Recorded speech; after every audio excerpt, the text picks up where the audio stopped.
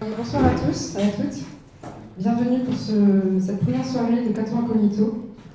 Alors 4 ans Incognito, vous ne connaissez pas, c'est normal. C'est la première soirée, le premier événement que nous organisons autour du thème de la femme. 4 ans Incognito, commencer, c'est en quelque sorte une société de production qui a pour but non pas d'être une association à but lucratif, mais vraiment à but procréatif, c'est-à-dire que c'est une association surtout portée par des femmes. Et nous avons pour but de donner vie à une réflexion. Ça peut paraître ambitieux, mais c'est assez vrai. C'est une réflexion que nous avons portée ensemble depuis 4 mois. Nous avons travaillé sur ce projet et nous sommes heureuses aujourd'hui de voir cet aboutissement et de pouvoir partager cela avec vous. Donc la problématique que nous avons choisi de travailler paraît assez facile, voire évidente pour certains. C'est comment redonner du sens à la mission de la femme catholique dans une société déchristianisée. Donc c'est une réflexion que nous avons eue d'abord pour nous-mêmes, en tant que femmes jeunes, on peut le dire, avec l'avenir devant nous, pour approfondir cette réflexion pour nos choix de vie, et pour partager aussi avec les hommes. Ce n'est pas une conférence qui s'adresse uniquement aux femmes, et je remercie les hommes qui se sont déplacés pour venir. C'est important pour eux aussi, je pense, de considérer la mission de la femme dans le rapport qu'ils auront avec leur épouse et leur fille. C'est un problème de société qui concerne tout le monde et auquel nous essayons, en tout cas nous avons l'ambition d'apporter des réponses. Pour répondre à cette problématique, nous avons recours à la littérature pour explorer la sagesse populaire et la sagesse de nos anciens. Et notamment dans un vieux grimoire, nous avons trouvé la trace d'une femme éternelle. Nous sommes partis à la rencontre de la femme éternelle. Alors, première mauvaise nouvelle que je dois vous annoncer, c'est que la femme éternelle ne sera pas présente ce soir parmi nous. La femme éternelle est une femme hors du temps, évidemment, mais elle est aussi hors de l'espace, donc c'est difficile de la trouver. On s'est mis un cadre pourtant pour la chercher. On a essayé de la géolocaliser, mais elle n'a pas de portable, donc évidemment, par télépathie, c'est moins facile. Mais on s'est adressé à son agent. Alors vous savez, les stars, les personnes célèbres, les célébrités ont des agents. Et nous avons rencontré son agent, qui est une femme d'un certain âge, ou d'un âge certain, avec un nom un peu louche. Donc c'est un nom à moitié français, à moitié allemand. Vous verrez ce que vous en pensez vous-même. Et elle était très surprise de l'intérêt que nous avions pour sa cliente, donc la femme éternelle. Elle pensait que ça intéressait plutôt les producteurs d'Hollywood de chercher des petites jeunettes pour mettre en scène une femme éternelle plutôt glamour et sexy. Donc j'ai bien vu, enfin on a bien vu tout, qu'elle avait un regard assez désabusé. Glamour et sexy, c'était pas son truc. Je vous dis, elle est assez atypique, voilà. Et donc nous nous sommes inspirés des photos qu'elle nous a procurées, qu'elle nous a communiquées, d'une certaine Adaline. Donc Adaline, c'est une actrice, en tout cas c'est une actrice qui incarne Adaline dans un film en 2015 et qui représente une certaine vision de la femme éternelle. Mais finalement, nous étions assez déçus de cette incarnation de la femme éternelle et nous avons continué notre enquête, grâce à notre curiosité féminine certainement, mais peut-être aussi un flair d'enquêtrice pour certaines. Et nous avons mené plus loin cette recherche. Donc, nous avons notamment pu bénéficier du concours de Marie, qui est à ma droite, qui est professeure d'allemand, et qui a toute la diplomatie nécessaire pour mener l'interrogatoire auprès des personnes plus âgées, comme cette certaine agent du doux prénom de Gertrude. Et nous avons obtenu, grâce à elle, plus d'informations sur la femme éternelle. Donc nous avons eu notamment 2 indices qui concordaient avec d'autres témoignages, donc on a choisi d'approfondir cette piste. Et nous avons obtenu notamment des informations que vous ne trouverez pas sur Wikipédia. Donc nous avons appris que la femme éternelle, comme toutes les femmes, a cette petite manie. Et parfois c'est pas très logique, mais elle nous a dit que c'était une femme qui travaillait cachée, mais en équipe. Donc la vieille dame nous a quand même donné quelques indices pour qu'on la reconnaisse. Elle nous a dit que c'est une femme qui est voilée. Elle nous a dit une deuxième phrase mystérieuse qui pourrait sembler être une phrase tirée d'une énigme du père Fouras. Elle nous a dit « Ses enfants se lèvent, la disent bien heureuse, et son mari la loue. » Alors la loue, c'est pas comme louer une voiture, c'est son mari qui lui déclare sa flamme, qui déclare ses louanges, voilà. Et donc Marie nous a transmis ces indices, et nous avons choisi, Fanny et Thérèse, que vous verrez tout à l'heure, d'explorer chacune un de ces indices. Ce sont quand même des femmes d'expérience, voilà. L'une travaille depuis plusieurs années au sein du groupe spécial d'investigation culturelle des Antigones, c'est pas rien. Et Thérèse est capitaine d'une équipe fonctionnelle qui œuvre pour la cause des femmes à part. C'est pas rien non plus, attention, c'est du sérieux. Et pour commencer, donc, nous allons pouvoir entendre le témoignage de Marie, qui va nous raconter sa bouleversante rencontre avec l'honorable Gertrude.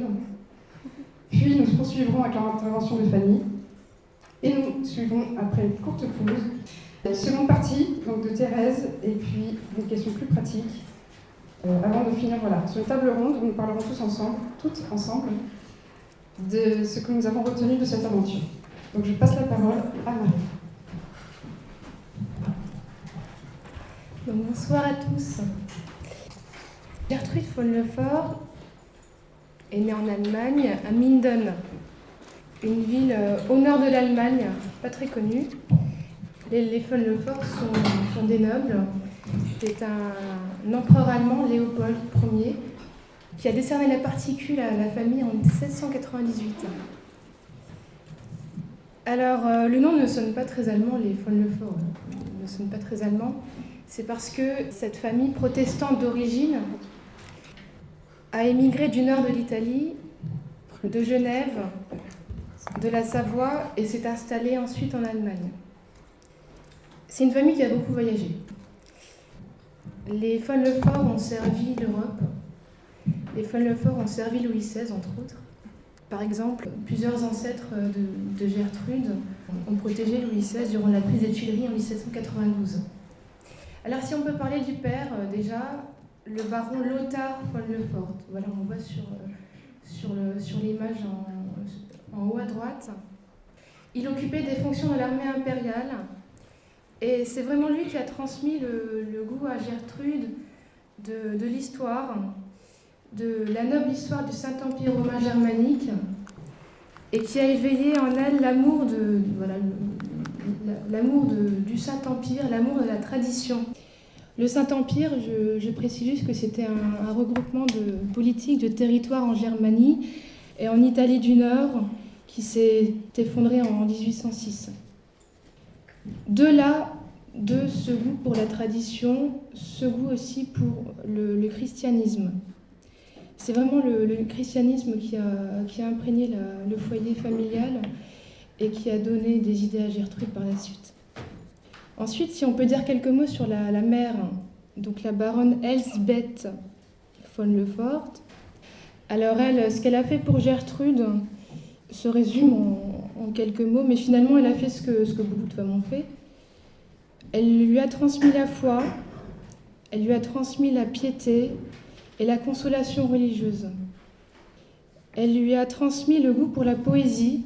Elle chantait à ses enfants, ils étaient trois, elle avait un frère et une sœur. Elle leur chantait des chants religieux, elle leur lisait l'Évangile. Et c'est vraiment elle que Gertrude n'a pas oublié lorsqu'elle s'est convertie en 1926, à l'âge de 50 ans, au catholicisme. Elle a eu le temps de réfléchir à la question à 50 ans. Donc les Lefort ont beaucoup voyagé en Allemagne. Ils avaient une maison familiale à Bock, près du lac de Müritz, tout au nord de l'Allemagne. Et c'est là que Gertrude von Lefort, avec sa famille, revenait souvent en vacances. Mais elle n'habitait pas là parce que son père, qui occupait des fonctions dans l'armée, était souvent muté. Donc elle déménageait souvent.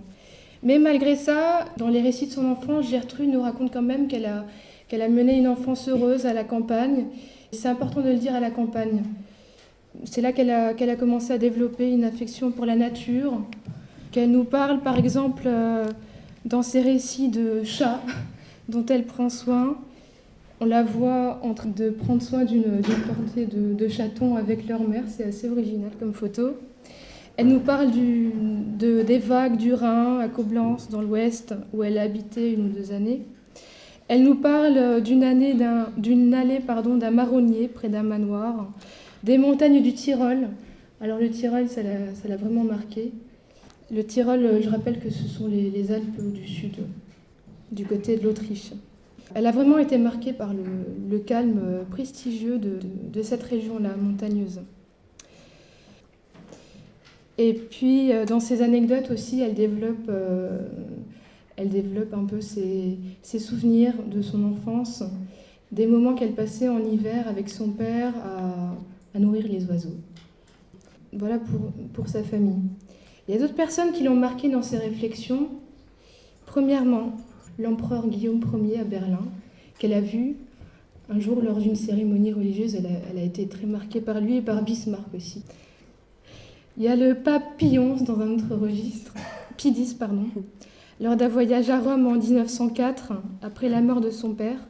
Je précise qu'elle a fait beaucoup de voyages à Rome, notamment un voyage de 6 mois juste avant sa conversion en 1926. Et elle a été vraiment fascinée par le visage de sainteté du pape. Elle a aussi été fascinée à Rome par la ville elle-même, où les empereurs allemands furent couronnés. Et sa mère, qui était quand même protestante, a acheté à Rome un portrait du pape, qu'elle a gardé toute sa vie. Bon, c'est surprenant. Mais elle a aussi été marquée par les sœurs de Marie Réparatrice à Rome, qui est une congrégation religieuse. Elle a été fascinée par leur voile. On parlera du voile tout à l'heure. Donc ce sont ses parents qui lui ont transmis une culture classique. Et d'ailleurs, elle précise dans ses souvenirs que même à 20 ans passés, son père surveillait les livres qu'elle lisait. Et d'ailleurs, dans un de ses essais, elle tente de répondre à la question « La jeunesse doit encore lire les classiques ?» Donc elle répond mais, « Et pourquoi pas ? Et pourquoi ne devrait-elle pas les lire ?» Elle précise que les classiques aident l'homme dans la formation de sa personnalité et que les refuser, c'est refuser l'homme occidental. Cette femme qui a fait des études, oui, elle a fait des études à Heidelberg, qu'elle a dû interrompre, mais elle a fait des études sans avoir son baccalauréat. Elle a fait des études de théologie, d'histoire, de philosophie, et elle fait partie des rares femmes allemandes qui étaient alors sur les bancs de l'université. Ses études l'ont amenée en 1956 à recevoir la distinction de docteur en théologie. J'en arrive à la tourmente allemande. Gertrude von Lefort a quand même assisté à l'humiliation de son pays. Elle a interrompu ses études à l'âge de 40 ans pour apporter son aide au sein de la Croix-Rouge durant la Première Guerre mondiale. Voilà, elle soignait des soldats blessés. Et puis arrive 1918, l'Allemagne perd la guerre. Le dernier empereur, Guillaume II, démissionne. Et là, c'est quand même un bouleversement en Allemagne. C'est la fin de la tradition monarchique, la fin du rôle de l'aristocratie. C'est vraiment un bouleversement social. L'Allemagne n'est pas habituée L'Allemagne n'a pas été habituée en 1919 à devoir composer d'un coup avec une république qui va naître. En 1919, c'est aussi le traité de Versailles. Le fort est témoin de l'humiliation de son pays, qui doit être démilitarisé. L'Allemagne doit quand même payer de fortes indemnités de guerre aux vainqueurs. Et puis, la République de Weimar commence, une république chancelante qui ne va pas tenir. La démocratie peine à s'installer de toute manière. Les Allemands n'ont pas été habitués à ça. Les Allemands étaient habitués à une société conservatrice, basée sur la tradition. En plus, en 1919, c'est quand même la menace du bolchevisme en Allemagne. Bref, il se passait beaucoup de choses durant cette époque-là. En 1919, c'est aussi le droit de vote des femmes qui est accordé. Il est accordé en 1945 en France. Ça casse quand même l'unité de la famille. À cette république chancelante qui est en train de naître, va venir le cas Pulsch. C'est un putsch en 1920 auquel a participé le frère de Gertrude, qui était aussi dans l'armée. Et ce putsch qui a échoué visait à réinstaurer une monarchie en Allemagne. Arrive une prolétarisation dans le pays. Le pays est surchargé par les réparations de guerre. Il ne peut pas payer toutes ces réparations de guerre. De nombreux pères de famille ne rentrent même pas chez eux puisqu'ils sont encore prisonniers. Le chômage augmente, l'inflation augmente. Si je vous donne un exemple, 500 grammes de pommes de terre en 1914 valent en novembre 1923 50 milliards de marks. On allait faire ses courses sans brouette, comme vous pouvez le voir sur l'image avec des tas de big bank. Une humiliation de plus pour l'Allemagne en 1923. Les rives gauches du Rhin ont été encore occupées par des soldats français. Donc même après la guerre qui est terminée, les Allemands doivent encore subir la présence de soldats français sur leur terre. Donc de 1924 à 1919, c'est une relative stabilité qui vient en Allemagne, quoique on qualifie ces années de danse sur le volcan, c'est une illusion. C'est surtout la vie des cabarets qui fonctionne assez bien. Tout le monde ne peut pas accéder à ce type de vie. Et puis, en contraste avec ce type de vie, il y a vraiment une misère sociale, psychologique. C'est entre autres le peintre Georg Grotz qui a dépeint ce type de scène en Allemagne. Donc en 1919, voilà, c'est la crise financière, 4,8 millions de chômeurs en 1923. Et en 1934, le livre qu'on traite sort dans les librairies. Donc Gertrude von Lefort est témoin de ces événements. L'État ne peut plus soutenir la noblesse. Gertrude assiste aussi à la mort de plusieurs personnes de sa famille. Et puis, sa maison familiale est confisquée. Donc elle a vécu ses épreuves comme tout le monde. Et c'est ça ce qui la rend assez lucide, c'est ça ce qui la rend assez humble. C'est quand même une femme qui a observé les choses, qui a eu le temps de cogiter. Mais dans ces années assez tardives, elle est très reconnaissante d'avoir pu vivre ces heures difficiles. Et il y a un auteur allemand, Karl Zuckmayer, qui disait d'elle qu'elle n'a rien d'une joueuse de harpe dont l'âme se perd dans la rêverie. C'est une femme lucide. Donc certes, il y a eu cet arrière-plan en Allemagne. Certes, ça a marqué Gertrude, mais son œuvre est apolitique. C'est important de le préciser. Si on peut parler ensuite des années tardives, des années de maturité, donc après plusieurs années de réflexion, après tous ces coups durs, après plusieurs voyages à Rome, 5 voyages à Rome, elle se convertit en 1926, à l'âge de 50 ans, au catholicisme. 8 ans avant l'écriture de La femme éternelle. Je précise qu'entre 1934 et 1940, 47 000 exemplaires de La femme éternelle se sont vendus. Ces livres figuraient quand même parmi les meilleures ventes de livres en Allemagne, malgré la guerre. Après sa conversion, Gertrude von Lefort, qui était d'origine bien prussienne, prussienne, protestante, s'est installée dans l'Allemagne du Sud, dans les montagnes alpines, à Oberstdorf, une toute petite ville tout au sud de l'Allemagne, en Bavière. La Bavière qui est un foyer catholique en Allemagne aussi, je le précise. Elle restera définitivement à Oberstdorf. D'ailleurs, on lui a décerné le titre d'invité d'honneur d'Oberstdorf. Voilà, aujourd'hui, il y a encore une société littéraire à Oberstdorf qui essaie de promouvoir l'œuvre de Gertrude von Lefort. Donc, j'ai parlé d'un caractère assez lucide, assez humble, et son humilité, elle a pour cause sa piété, elle a pour cause ses humiliations au niveau de son pays et aussi au sein même de sa famille.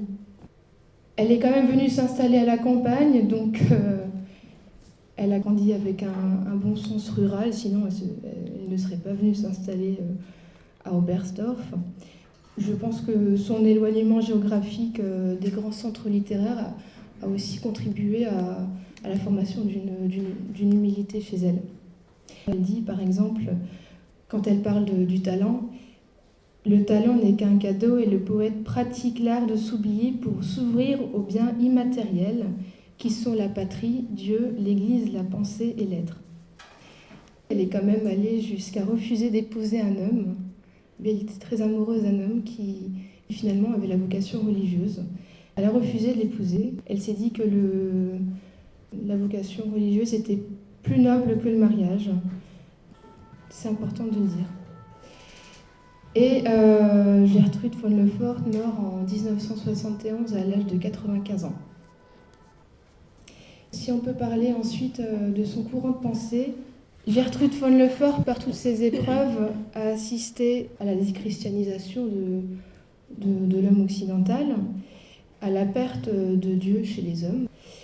Elle pensait que l'homme qui n'avait plus besoin de Dieu remplaçait Dieu par la technique, qui le protégeait, qui l'aide à se diviniser lui-même, qui mène au vide, au malheur. Donc pour elle, la solution, c'est le retour de la femme, la vraie femme sur le devant de la scène, celle qui porte la création. Puis après une présence plutôt masculine des événements politiques, eh bien, c'est maintenant la femme qui doit mener la guerre totale. Cette guerre totale, elle amène toujours avec la miséricorde. Je crois à l'amour de Dieu, à l'homme et même à l'ère de l'atome, je crois à la victoire de la miséricorde. Donc elle a toujours un amour du pécheur, du coupable. Cet amour-là, elle le développe notamment dans l'hymne à l'Allemagne. Ces thèmes ne sont pas politiques, mais ces thèmes tournent plutôt autour de la miséricorde, autour de la faute et autour de l'amour. Voilà, si on peut parler enfin de son style littéraire, Gertrude von Lefort a écrit des essais, elle a aussi écrit des romans, des légendes, des poèmes, des nouvelles et ses souvenirs. Ces souvenirs qui nous ont été très précieux pour pouvoir organiser ce colloque. Son roman le plus célèbre s'intitule « La dernière à l'échafaud ». Il traite du massacre de Carmélites à Compiègne en 1794, durant la tourmente révolutionnaire.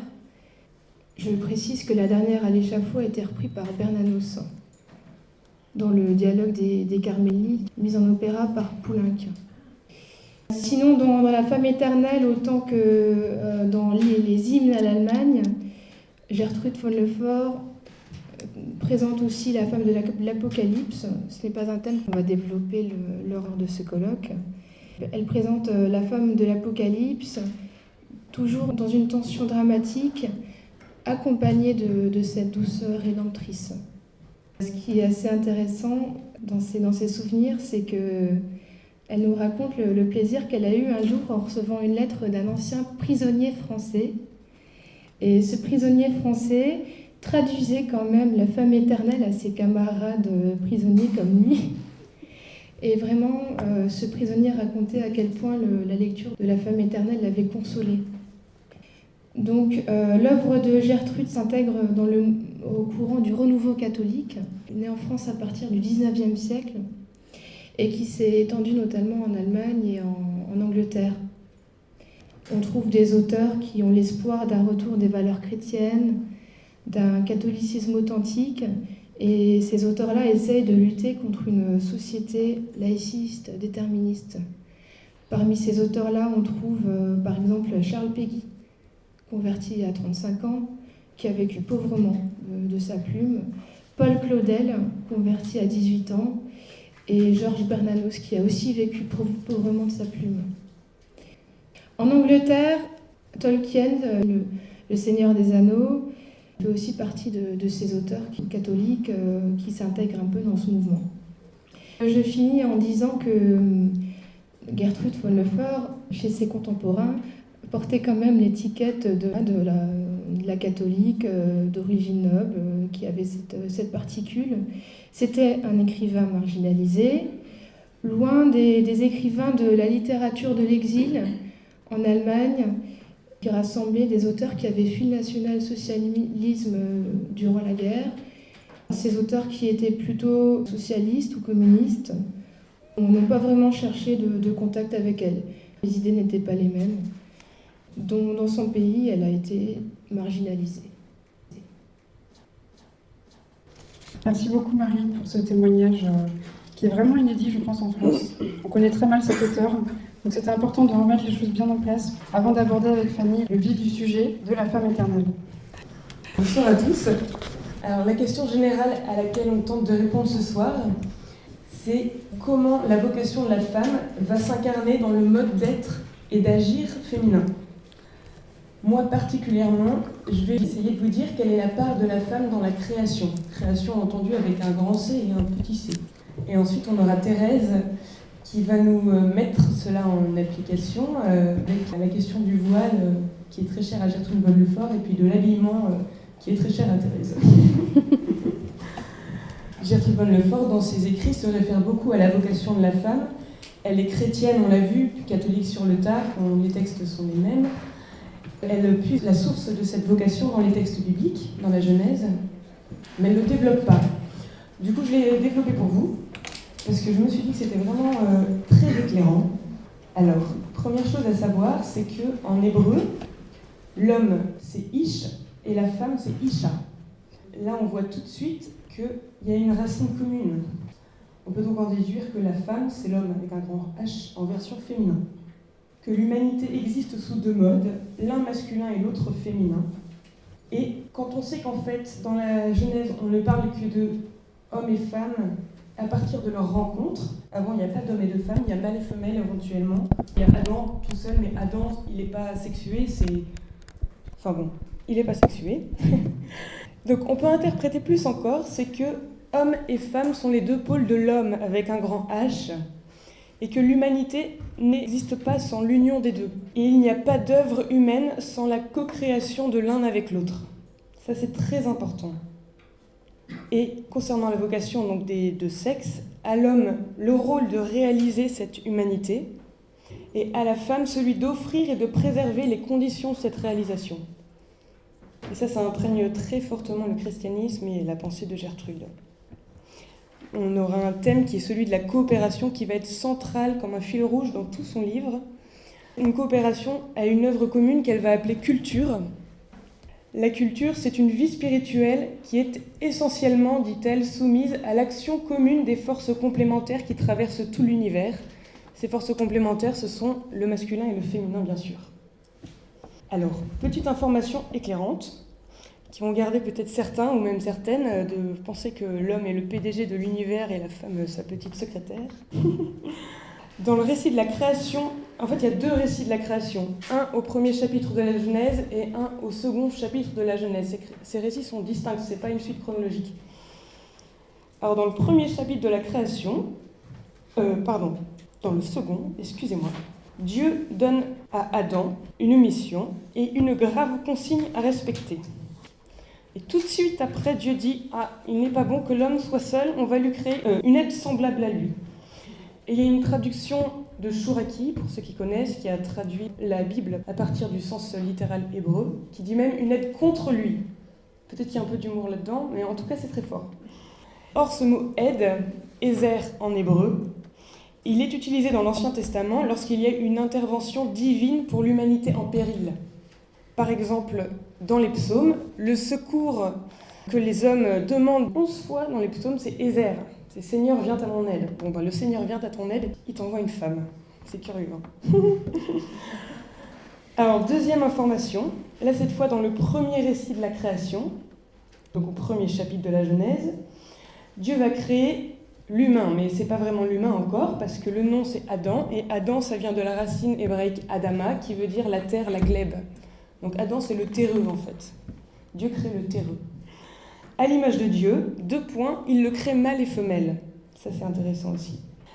Et c'est seulement dans le deuxième récit que Adam devient homme et femme, et donc devient aussi humain.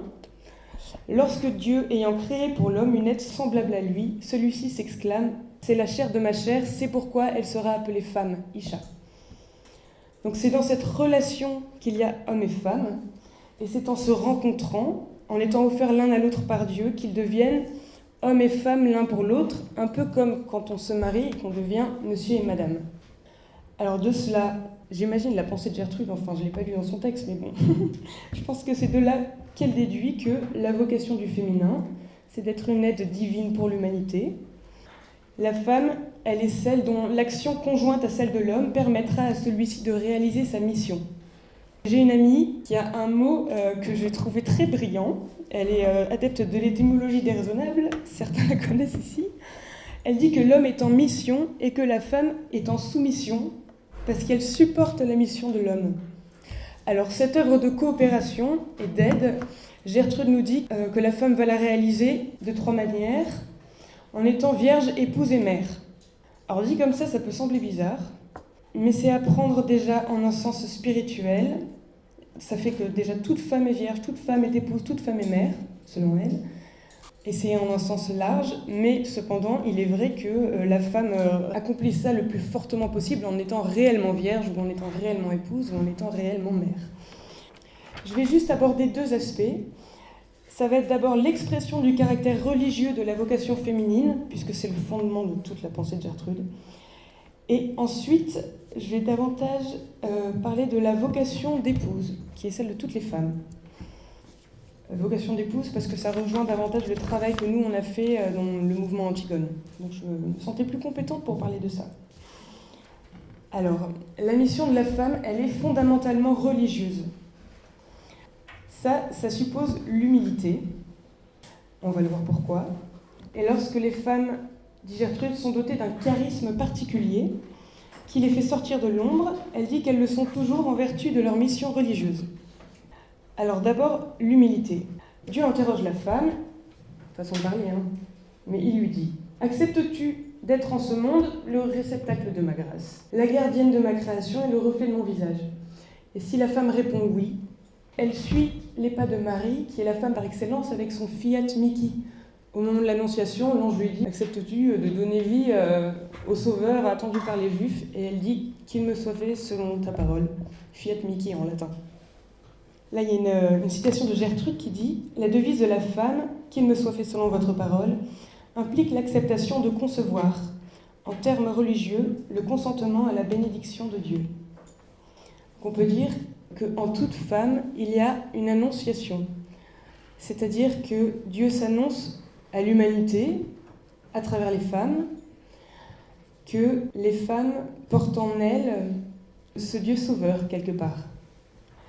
Et alors, c'est une vocation qui s'oppose humilité, acceptation et effacement, parce que c'est pas possible d'être plein de soi-même pour être rempli de Dieu. La femme, elle se vide d'elle-même, elle se fait berceau pour accueillir la parole de Dieu. Alors, Gertrude von Lefort va nous parler des grands destins féminins charismatiques, parce qu'on se dit, d'accord, la femme est humble, mais pourtant, il y a bien des grandes figures féminines qui sortent de ce chemin-là. Est-ce qu'elles sont femmes ? Elle va dire oui, bien sûr. Et elle va mettre ces grands destins charismatiques féminins en relation avec la vocation de la femme, et comme témoignant de façon éloquente de cette vocation. Bon, comme grand destin, on peut penser à Jeanne d'Arc, c'est celle qui nous saute le plus aux yeux. D'ailleurs, à propos du mot charismatique, c'est un terme qui est d'abord théologique, qui désigne des êtres qui sont dotés de pouvoir, de compétences, donnés par Dieu en vue du bien commun. C'est ça dans le premier sens. Ensuite, ça va être des personnes qui ont une personnalité extraordinaire, qui rayonne, une aura incroyable. Et puis ensuite, le charisme aussi de l'artiste qui est inspiré pour produire une œuvre. Mais d'abord, c'est théologique. Alors, Gertrude dit « Le don charismatique n'est pas destiné à donner une force pour mettre en œuvre ses propres projets, mais pour l'anéantissement de la personne jusqu'à devenir l'instrument du Très-Haut. Dans le cas d'une vocation charismatique, il s'agit d'une œuvre qui ne dépend plus de la personne, le charisme lui-même se transformant en voile recouvrant la personne.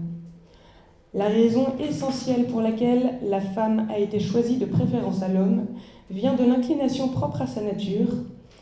Elle est plus disposée à s'anéantir pour devenir un instrument et un vase que Dieu remplira. Porter un charisme, c'est être la servante du Seigneur. » Donc on voit là avec cette explication que ce n'est pas du tout incompatible avec la vocation de la femme, et bien au contraire. Et d'ailleurs, je ne sais pas si vous avez déjà remarqué, moi je me suis fait cette réflexion, c'est que quand on regarde aussi les apparitions dans le monde chrétien, elles sont majoritairement proposées aux femmes ou à des enfants. Mais il y a assez peu d'hommes en fait. De cette vocation découle le fait que la femme va agir de façon anonyme, d'après Gertrude. Pourquoi ? Parce qu'elle n'agit pas en son nom, mais au nom de Dieu. Elle signifie la présence et l'action des forces invisibles qui soutiennent ce monde. Et dans la tradition chrétienne, on a coutume de dire que Dieu est un Dieu invisible, un Dieu caché. Bon, c'est pareil pour la femme. Gertrude dit « Coopératrice cachée, la femme représente l'anonymat de Dieu. Et de même que Dieu n'agit avec splendeur que lors des cas désespérés, et bien de même la femme. Gertrude nous dit « La femme entre en scène, cela veut dire que sur un plan plus élevé, la femme est appelée. Elle ne l'est encore une fois que dans les cas exceptionnels, dans les cas désespérés, et cela comme elle l'est manifestement depuis le commencement du monde, si on en revient au texte biblique. » Et là, on arrive au thème du voile qui est très cher à Gertrude.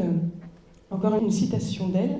Puisque les œuvres de la femme, même charismatiques, gardent le caractère d'une pure coopération, on comprend ce fait mystérieux que les œuvres de la femme, sauf les œuvres charismatiques, n'ont jamais qu'une importance secondaire.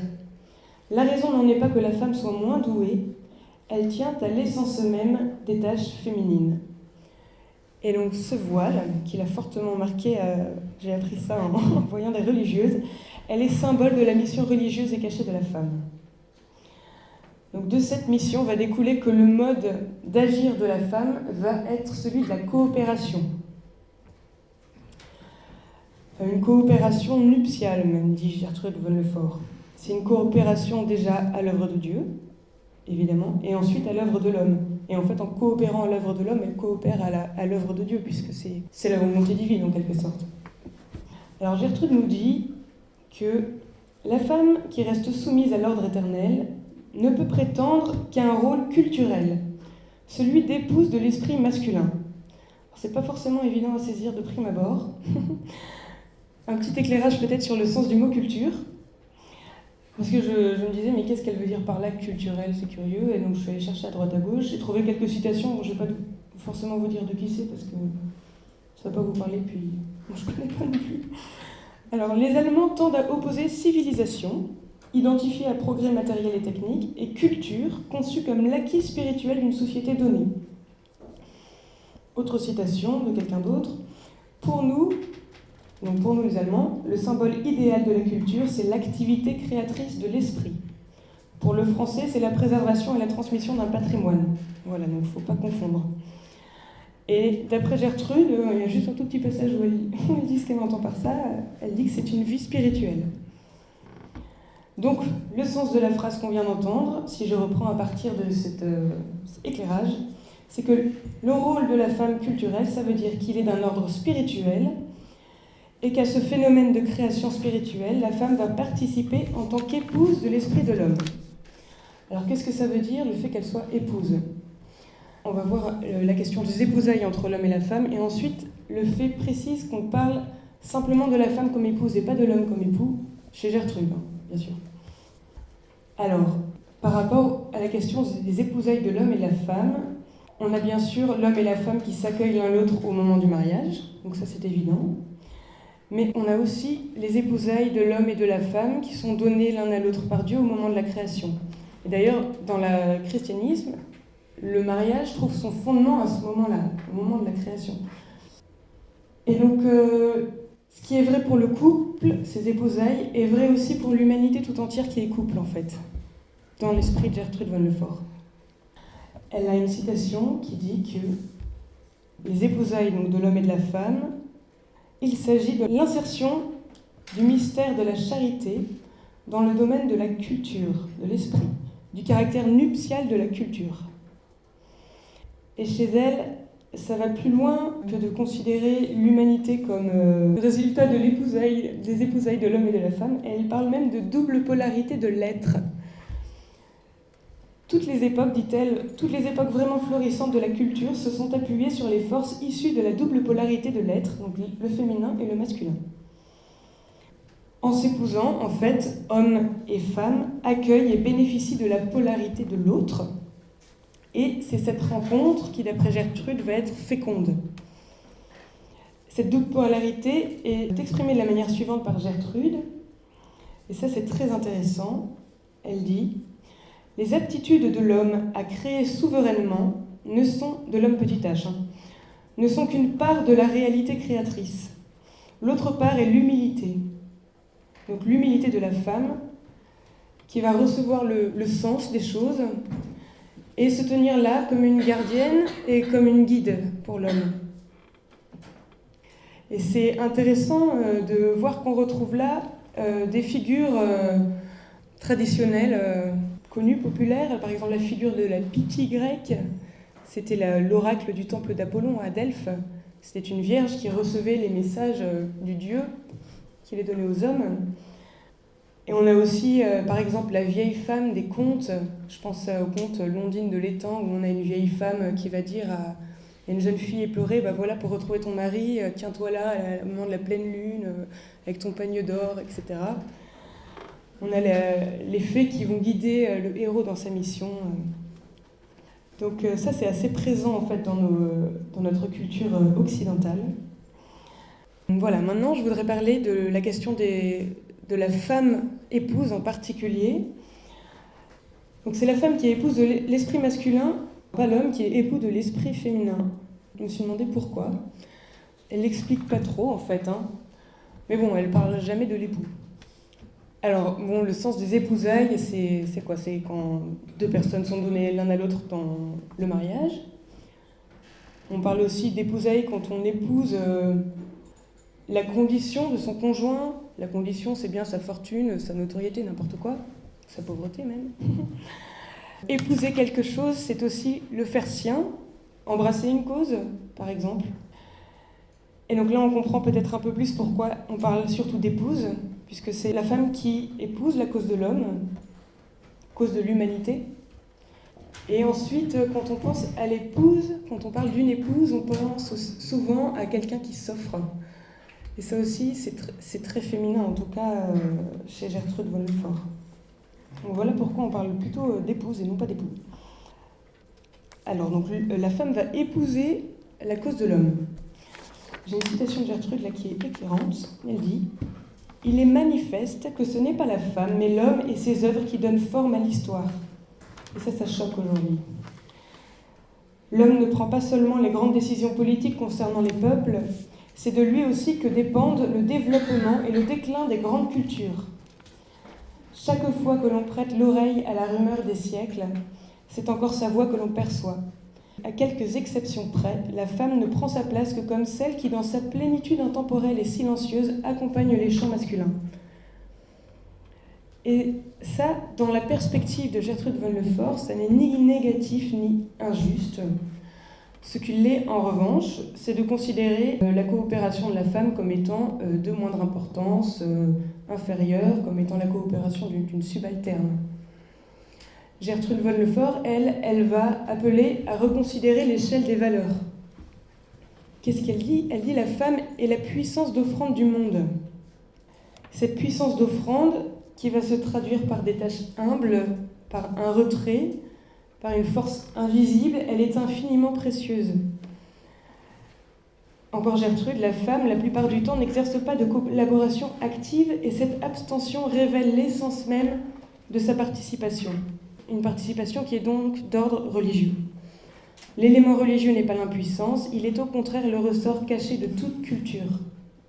Encore elle, à propos de la coopération de la femme, il ne peut s'agir d'une variation féminine qui se ferait entendre sur un thème masculin, mais qui resterait un simple accompagnement. Au contraire, cette offrande est pour l'homme une révélation, un présent merveilleux. La femme qui fait à l'homme don de soi, peu importe sous quelle forme, lui apporte en dot la moitié du monde. Et c'est dans cette offrande, qui est révélation, qu'elle prend part à l'activité créatrice de l'homme dans la culture. Alors, qu'est-ce qu'elle offre, cette femme, à l'homme? On peut se demander, bon d'accord, elle lui offre la moitié du monde, mais ça consiste en quoi précisément la moitié du monde? Bon, j'ai essayé de trouver quelques exemples qui sont surtout tirés en fait des considérations de Gertrude. Pour le premier, je vais vous partager une considération personnelle. Je ne sais pas si, comme moi, vous êtes angoissé par la mort, mais moi, oui. Et je me dis que c'est dingue, toute cette énergie, cet enthousiasme, cet élan de vie qu'on dépense, mais surtout qui nous anime, cet élan qui nous fait vivre, et qui est tué, en fait, par la mort, qui se termine par quelque chose d'absurde, un néant. Et du coup, Gertrude dit que l'homme va former, transformer l'univers, mais que la femme va lui rappeler que les œuvres humaines ne sont jamais que participation à l'œuvre de Dieu, seul créateur, lui offrant ainsi le sens de ses actions et les sauvant de la corruption attachée à leur caractère temporel. Parce que du coup, c'est sûr que des œuvres purement humaines, ça mène nulle part. Mais en revanche, si on se réfère à une dimension verticale, ça a un sens puisque ce sens est éternel. Donc ça n'est plus absurde. Autre considération, chez Gertrude, l'homme, c'est la personnalité qui va mettre en branle l'univers. C'est de lui dont on retient les grands faits marquants de l'histoire, on en retient le nom, c'est pas de la femme, généralement. Mais la femme, elle va dire que la valeur de la personne se situe au-delà de ses qualités morales, de ses aptitudes physiques, de ses actions. La valeur de la personne, bon ça c'est pas chez Gertrude, mais bon, je pense qu'elle est d'accord avec moi, c'est d'être aimé de toute éternité et d'être destiné à aimer pour l'éternité. Et c'est pour ça, par exemple, que face à la question des personnes en fin de vie dans un état plus ou moins élégant, on peut se dire, quand on est chrétien, que leur vie a toujours de la valeur, et même une valeur encore plus grande, parce que c'est bien possible qu'elles soient capables d'actes d'amour plus purs dans ces conditions-là, et de recevoir aussi un amour des autres plus pur. Alors, troisième considération, il y en a 4. L'homme va impulser les choses, il va créer, et la femme va être celle qui garde, qui protège et qui conserve les créations humaines masculines. En tant que mère, notamment, la femme, elle est gardienne et protectrice des valeurs spirituelles qu'elle transmet aux enfants. Gertrude von Lefort a un exemple, elle dit que souvent, l'homme va se consumer dans ses actions, il va dépenser toutes ses capacités, toutes ses qualités, tandis que la femme ne va pas forcément les dépenser, elle va les garder pour elle et les transmettre à la génération suivante. Elle dit que quand il y a une qualité très importante chez quelqu'un, chez un peintre par exemple, il faut chercher l'origine de cette qualité chez la mère. Donc voilà, c'est à observer. Et autre chose, ça c'est très intéressant, elle dit « L'homme est un être aux vues droites, tandis que la femme prend soin sous une loi de douceur maternelle. » Autre chose, ça c'est pas chez elle, c'est dans les théories du Caire, pour ceux qui connaissent, que l'homme c'est quelqu'un qui sépare. C'est celui qui va définir, qui va nommer les choses, qui va les distinguer, les catégoriser. Tandis que la femme, elle va les mettre en relation. Elle est davantage dans une perspective holiste et dans les relations interpersonnelles. Et là, il y a une très belle citation de Gertrude, moi qui m'a beaucoup touchée et que je partage avec vous. Au cas où l'homme contesterait à la femme maternelle cette loi de douceur qui est la sienne, à cet homme-là, le monde deviendrait intolérable si jamais la femme cédait. Qu'il accepte au contraire cette loi, même de mauvais gré, il lui devra de pouvoir vivre, il lui devra ce recours, souvent le dernier, à la patience, à la bonté, à l'indulgence, sans quoi l'existence deviendrait un enfer pour l'individu comme pour les peuples. Et elle dit à un autre endroit aussi que les femmes, en raison de leur propension maternelle, sont enclines à prendre soin de ce qui est petit, ce qui est vulnérable, ce qui est sans défense. Et elle dit qu'aucune femme, donc une vraie femme, parce que je pense que des monstres, ça existe, mais ne serait capable d'abattre un être blessé et sans défense, et qu'elle le protège systématiquement. Et d'ailleurs, c'était pas prévu dans ma conférence, ça, mais cet après-midi, j'étais au colloque Le défi des femmes, je sais pas si vous en avez entendu parler, et il y a un couple qui est intervenu, alors pas du tout sur la question qui m'a touchée, c'est qu'en fait, ce couple, c'était une femme, comme vous et moi, valide, et un homme handicapé mental. Et ils sont mariés, en fait. Et je trouve ça très significatif de voir que c'est une femme, en fait, qui épouse cet homme handicapé, et pas l'inverse. C'est certainement possible, l'inverse, hein. Je dis pas le contraire. Mais de voir que c'est en tant que mère, en fait, qu'elle a pu épouser cet homme déficient et voir autre chose derrière ses déficiences que de l'incapacité. Et donc ça j'ai trouvé ça vraiment très très beau. J'avais jamais vu ça, je pensais que ça existait que dans Forrest Gump, mais pas en vrai. Donc, bon voilà, pour revenir à la citation de Gertrude von Lefort, on voit qu'il y a une perversion de la culture quand manque l'une ou l'autre moitié de l'humanité. Bon là on souligne surtout le manque féminin, mais c'est la même chose avec le manque masculin. D'ailleurs, je pense que ça ferait du bien aux femmes comme aux hommes qu'on parle aussi de l'importance de ce qu'apportent les hommes dans la société. Et ça, cette perversion, c'est quelque chose qu'on constate beaucoup aujourd'hui. Et Gertrude von Lefort a un mot vraiment, je trouve, très juste pour le décrire. Elle dit qu'on assiste à l'hybris de l'homme qui n'annonce plus que lui-même, c'est l'homme hypertrophié, et à la femme qui a renié son propre symbole. Je trouve ça intéressant déjà parce qu'on n'est plus, entre parenthèses intéressant, parce qu'on n'est plus dans la position victimaire du féminisme qui considère que voilà, l'homme tout-puissant va écraser la femme, pauvre femme, mais c'est aussi la femme qui renie son symbole. Disons que les torts sont partagés, et les capacités de renaissance aussi. Alors, une situation de Gertrude encore. La culture exclusivement masculine ne se contente pas, pour caractériser les époques où elle règne, d'exclure tous les traits féminins, Elle substitue à la foi dans les puissances cachées, foi FOI, la confiance en ce qui est visible. Elle privilégie la force dans le domaine de la matière, la propagande dans le domaine de l'esprit. Bien plus dans ce cas, les caractéristiques masculines hypertrophient les traits de l'homme resté seul avec lui-même jusqu'à les défigurer. Et ensuite, ailleurs, elle dit « Le masculin seul ne suffit pas, mais l'humain non plus ne suffit pas. Et l'humain n'est plus humain dans ces conditions, en fait. Sans cette femme qui annonce le divin, il n'y a plus d'humain qui tienne. » J'aime beaucoup cette citation que je viens de vous lire parce que chez les Antigones, on a mené un travail de réflexion pendant 4 ans. On ne savait pas trop où ça allait nous mener. Mais on intuitionne très fortement, en tout cas, ce qu'elle dit là. Et en tout cas, à partir de notre travail, je peux vous dire que c'est vraiment très juste. Alors, je voulais prendre un exemple concret pour illustrer ça. C'est celui de l'écologie. La non-viabilité de notre système économique est devenue évidente aujourd'hui en raison du désastre causé à notre environnement, que j'ai envie d'appeler notre maison commune. Pourquoi ? Parce que la racine d'écologie et d'économie, c'est la même, c'est oikos en grec, ça veut dire maison. Et chez nous, en tout cas, Antigone, on analyse ce phénomène comme étant cette hypertrophie des valeurs masculines. C'est pas une dénonciation des valeurs masculines en tant que telles, hein. Que je rassure certains qui pourraient avoir peur. Donc, hypertrophie de ces valeurs, maîtrise, objectivation, domination, transformation, productivité, rentabilité, dépassement, voilà, tout ça c'est masculin, qui vont être séparés, c'est là où est le problème, de leur pendant féminin, soins, sacralité, nature, offrande, préservation, transmission, conscience de la finitude, ça c'est féminin.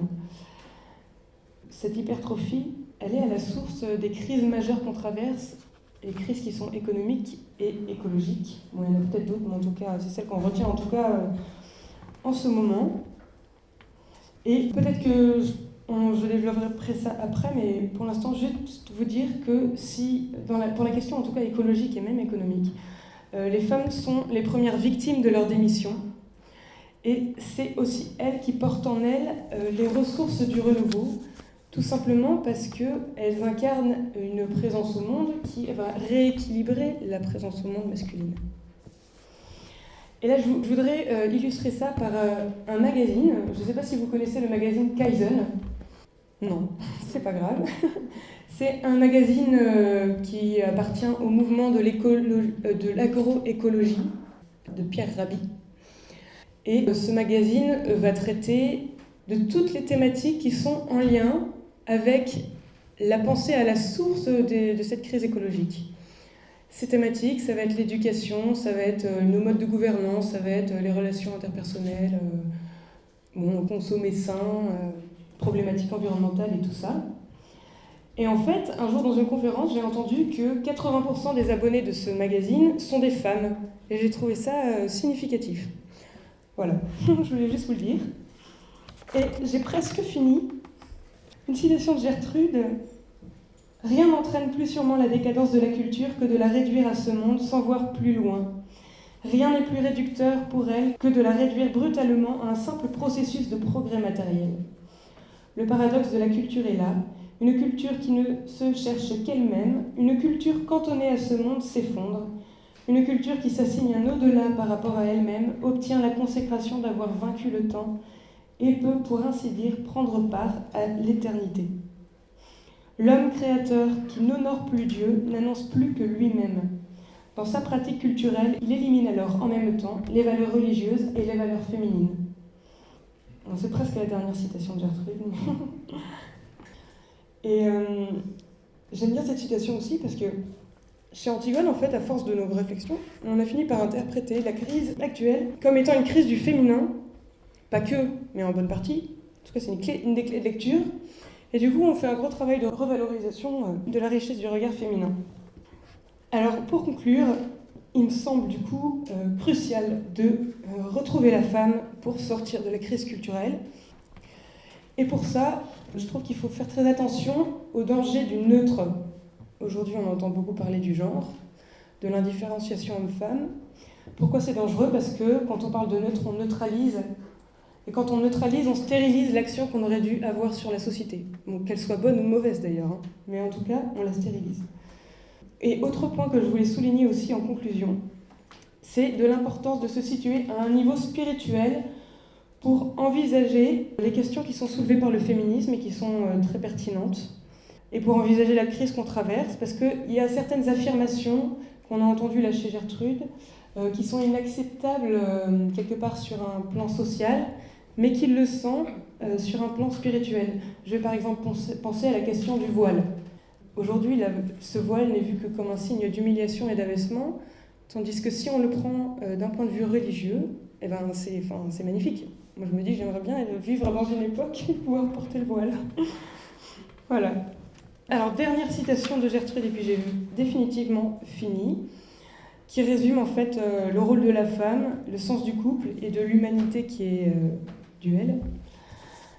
En fait, elle va parler de l'œuvre de Dante, et elle dit que la femme est une signification religieuse. C'est aussi ce que Dante pense dans ce passage merveilleux de son poème, où il contemple Béatrice, dont le regard reste dirigé vers Dieu sans pouvoir s'en détacher. Dante ne voit pas ici le divin dans la femme, mais il voit Dieu, parce que la femme contemple Dieu. Ici, la signification religieuse de la femme et en même temps la signification religieuse de l'amour de l'homme pour la femme sont enfin reconnues et représentées dans leur profondeur ultime. Je trouvais ça très beau. Voilà, je vous remercie.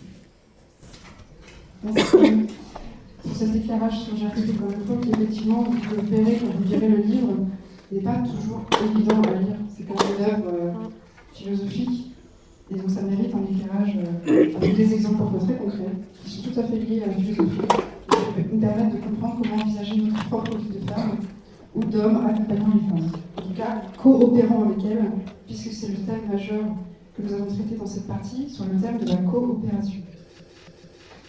On va voir un petit peu plus en détail maintenant ce qui a été évoqué par Fanny tout à l'heure, la question du voile. Voile, comme on l'a vu, qu'il a beaucoup marqué lors de son voyage à Rome, quand elle a vu le voile des religieuses. Et donc, comme elle le dit, je vais commencer par une citation de Gertrude, c'est le symbole de la féminité. Toutes les grandes circonstances de la vie féminine nous montrent la figure de la femme sous un voile. Ce voile aide à comprendre pourquoi ce n'est pas l'homme, mais la femme qui prépare le monde à l'introduction des plus grands mystères du christianisme. Donc vous le voyez sur les images, quand elle dit que le voile accompagne toutes les grandes circonstances de la vie féminine, elle parle par exemple du voile de la mariée, le voile de la religieuse également. Il y a aussi le voile du berceau, le berceau de l'enfant, qui d'ailleurs parfois est fait avec le voile de la mère, de la mariée. Alors pourquoi le voile ? Comme l'a dit Fanny tout à l'heure, donc c'est un symbole qui nous ramène un petit peu à 3 dimensions. Il y a tout d'abord la dimension de l'anonymat, qui a déjà été évoquée tout à l'heure. Donc la mission de la femme est une mission cachée. Comme le dit le proverbe, la main qui meut le berceau et la main qui meut le monde. Donc en fait, on a l'impression un petit peu que c'est pour expliquer que c'est une action qui paraît un petit peu banale, quotidienne, et qui finalement va avoir beaucoup d'importance. Comme le dit Gertrude, même ce qu'elle a de plus essentiel en elle, donc elle parle de la femme bien sûr, sa vocation à transmettre la vie et les générations, elle l'accomplit sans donner son nom et sous le voile. Sans donner son nom, puisque jusqu'à assez récemment, une femme qui se mariait prenait le nom de son mari, et donc évidemment le nom qui était transmis aux enfants, c'était le nom du mari et non plus le nom de la femme. Donc le voile symbolise cette capacité de la femme à s'oublier pour se donner à son mari, se donner à ses enfants, se donner au monde si elle n'est pas mariée, puisqu'évidemment, c'est pas seulement quand on est mère ou épouse qu'on se donne, mais même une célibataire ou n'importe quelle femme, je dirais, a une capacité en elle à se donner et une générosité qu'elle doit développer. Et on peut faire le parallèle notamment avec les ordres religieux contemplatifs qui, en apparence, sont dans leur couvent, cachés, seuls. On se dit, bon, bah tiens, ils ne servent pas à grand-chose. Et finalement, par leur prière, par leur oubli d'eux-mêmes, leur humilité, ils participent à la rédemption du monde à leur manière. Notamment comme la sainte patronne, Sainte Thérèse de l'Enfant Jésus, quand son procès en béatification a commencé, les religieuses qui avaient vécu avec elle se demandaient qu'est-ce qu'on va bien pouvoir dire d'elle, pourquoi on veut la béatifier, elle a vraiment rien fait de spécial. Et en fait, c'est devenu une très grande sainte. Et qu'est-ce qu'elle avait fait de spécial ? En fait, c'était faire chaque chose, même les choses les plus banales du quotidien, avec amour et savoir s'oublier pour accomplir sa vocation en fait. Et ça nous ramène également donc, à une deuxième dimension, cette dimension du voile, c'est une autre dimension que nous montre le voile, la dimension de l'humilité. Accepter souvent à l'heure actuelle, comme en parlait un petit peu Fanny aussi, La femme, c'est un peu la femme vindicative qui cherche à combattre, à s'émanciper, à être indépendante, etc. Et finalement, alors que la femme, avec humilité, comme on l'a vu aussi dans la vie de Gertrude, elle a su être humble, s'accepter telle qu'elle était, elle a su rester à sa place finalement. Et comme elle le dit dans son œuvre, la femme disparaît dans l'œuvre de son mari et n'apparaît visiblement que dans l'hommage qu'elle en reçoit. Et finalement, c'est la fidélité à notre vocation qui fait qu'on va s'épanouir. Ça ne va pas être une contrainte, mais ça va être plutôt libérateur. Et donc c'est la liberté du don de soi, c'est la femme qui sait disparaître pour pouvoir transmettre. En quelque sorte, comme le montre le voile, elle se cache au monde, mais pour se révéler à Dieu, et aussi pour révéler Dieu. Et enfin, une troisième dimension que l'on peut voir ici avec ce thème du voile, c'est la dimension de la modestie.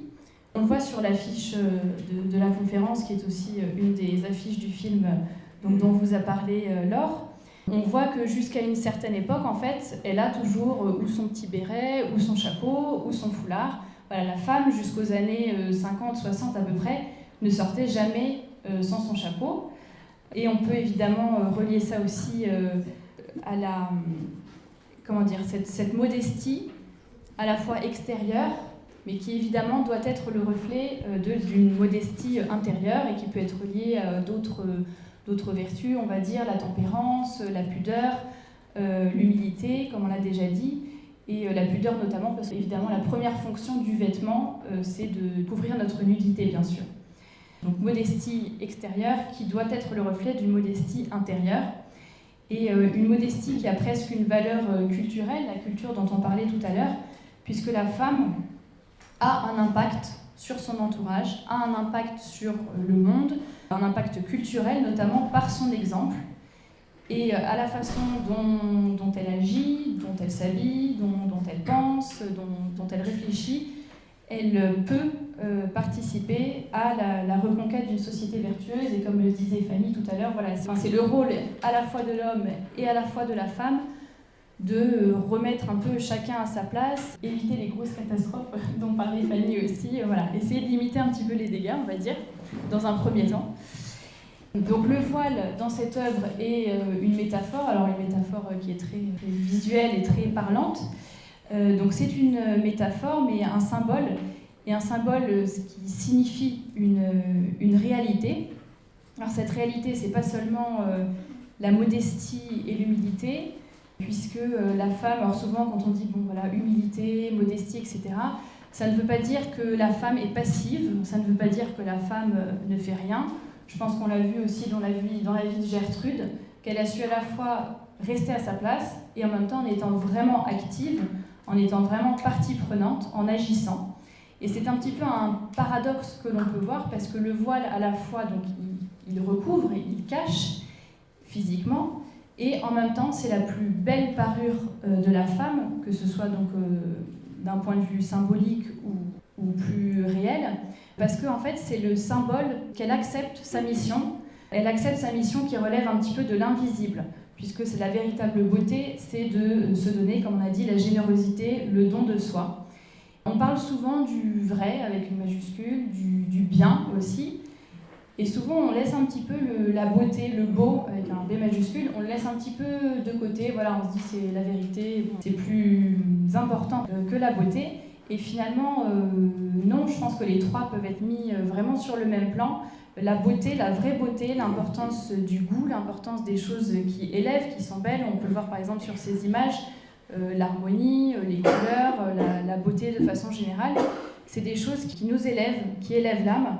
Alors il n'y a pas que la beauté évidemment extérieure, il y a aussi la beauté intérieure. Bon. Une belle attitude, quelqu'un qui combat pour une bonne cause ou qui prend de bonnes initiatives, etc., etc. Tout ça, ce sont des belles choses ou des belles actions qui en fait élèvent notre âme et nous aident à nous détacher un petit peu du monde pour nous élever, justement cette dimension verticale, nous élever vers le ciel, vers Dieu, à la façon des muses avec les artistes, enfin des artistes avec leurs muses plutôt. Et Gertrude von Lefort cite notamment un mot de Michel-Ange qu'il avait dit de son amie Vittoria Colonna, qui disait « Tu es entré en moi par le regard et tu m'as obligé de développer ma puissance. parce que justement, la beauté d'une femme, donc je le répète encore une fois, pas que la beauté physique, mais aussi la beauté morale et intérieure, la beauté d'une femme pousse un homme déjà à être vraiment homme, vraiment viril, et un homme aussi à s'élever, à avoir une belle attitude en présence d'une femme qui est belle, qui se respecte. L'homme aussi va se respecter lui-même, et le thème du respect, c'est un autre nom chez Gertrude pour le thème du voile, elle en parle aussi, en disant « La présence de l'élément féminin signifie, comme nous l'avons vu, la présence cachée d'un élément réconfortant, prêt à soutenir et à assister. La femme a le privilège d'inspirer un grand respect. » Comme on le voit, le monde moderne n'aime pas beaucoup la transcendance, le respect, la beauté, voilà. Alors moi, ce qui me choque le plus dans question vestimentaire, mais quand on voit de telles images qui sont, je crois, d'un défilé, je pense que c'était l'année dernière, un défilé automne-hiver de la dernière saison. Et moi, ce qui me choque le plus, c'est que je me dis, bon, ce que les gens n'ont même pas par le sens de la décence ou de la morale ou de la pudeur, voilà, toutes ces vertus qui sont peut-être un peu moins inconnues pour nous, on se dit, bon, à la limite, même s'ils n'ont pas ce sens de la décence ou ce sens moral, ils n'ont même pas le sens du beau, du goût. Enfin, je dirais, là, il y a vraiment, on peut rien en retenir, on peut même pas se dire, tiens, la matière est belle, enfin, vraiment, il n'y a rien à retenir et rien à garder.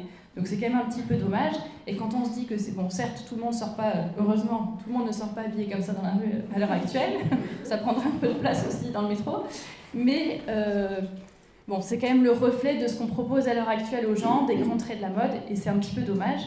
Et justement, le monde n'aime pas la vraie beauté de façon générale, et non plus celle de la femme. Il n'aime pas, le monde moderne rejette justement toute cette générosité et cette beauté de la femme. On le voit notamment justement maintenant, les femmes qui ne gardent même plus, ne sont plus obligées en tout cas de prendre le nom de leur mari. Elles peuvent garder leur nom si elles se marient. Elles peuvent donner d'ailleurs aussi le nom à leurs enfants.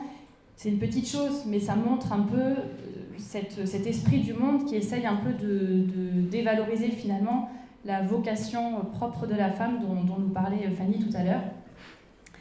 Alors est-ce que quand on parle de beauté, il y a beaucoup de femmes souvent qui se demandent « Oui, mais moi, bon, je suis pas assez belle, moi je suis vraiment insignifiante, je sais pas ce que je peux inspirer ni aux hommes ni au monde, je sais pas trop ce que j'ai à donner », qui n'ont souvent pas beaucoup confiance en elles.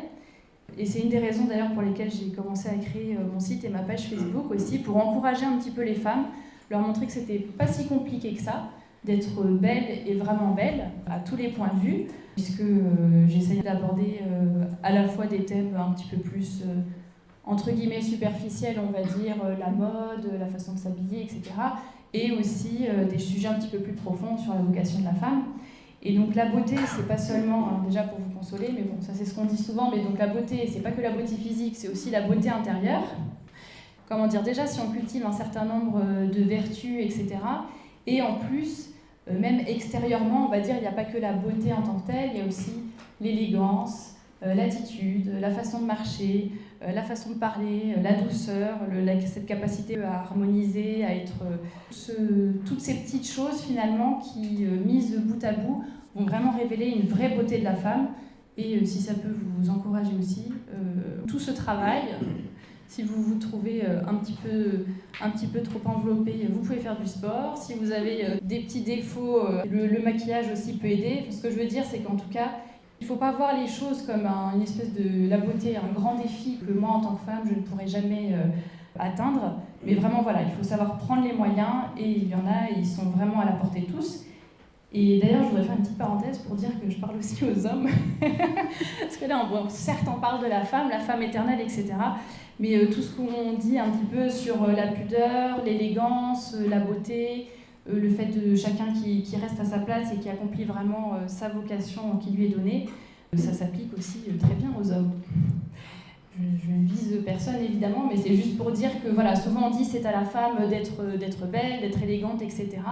Et j'ai aussi eu des demandes sur mon site, ou certains hommes aussi qui viennent me parler et qui me demandent est-ce qu'il n'y a pas une page qui existerait aussi, voilà, homme à part, pour les hommes. Je pense qu'il y a aussi une vraie demande de ce côté, mais bon, c'était juste une petite parenthèse pour dire que c'est aussi important pour les femmes que pour les hommes.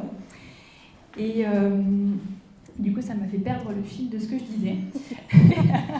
Non, si, ce que je voulais dire aussi, c'est que, justement, après on va plus parler harmonie, morphologie, etc.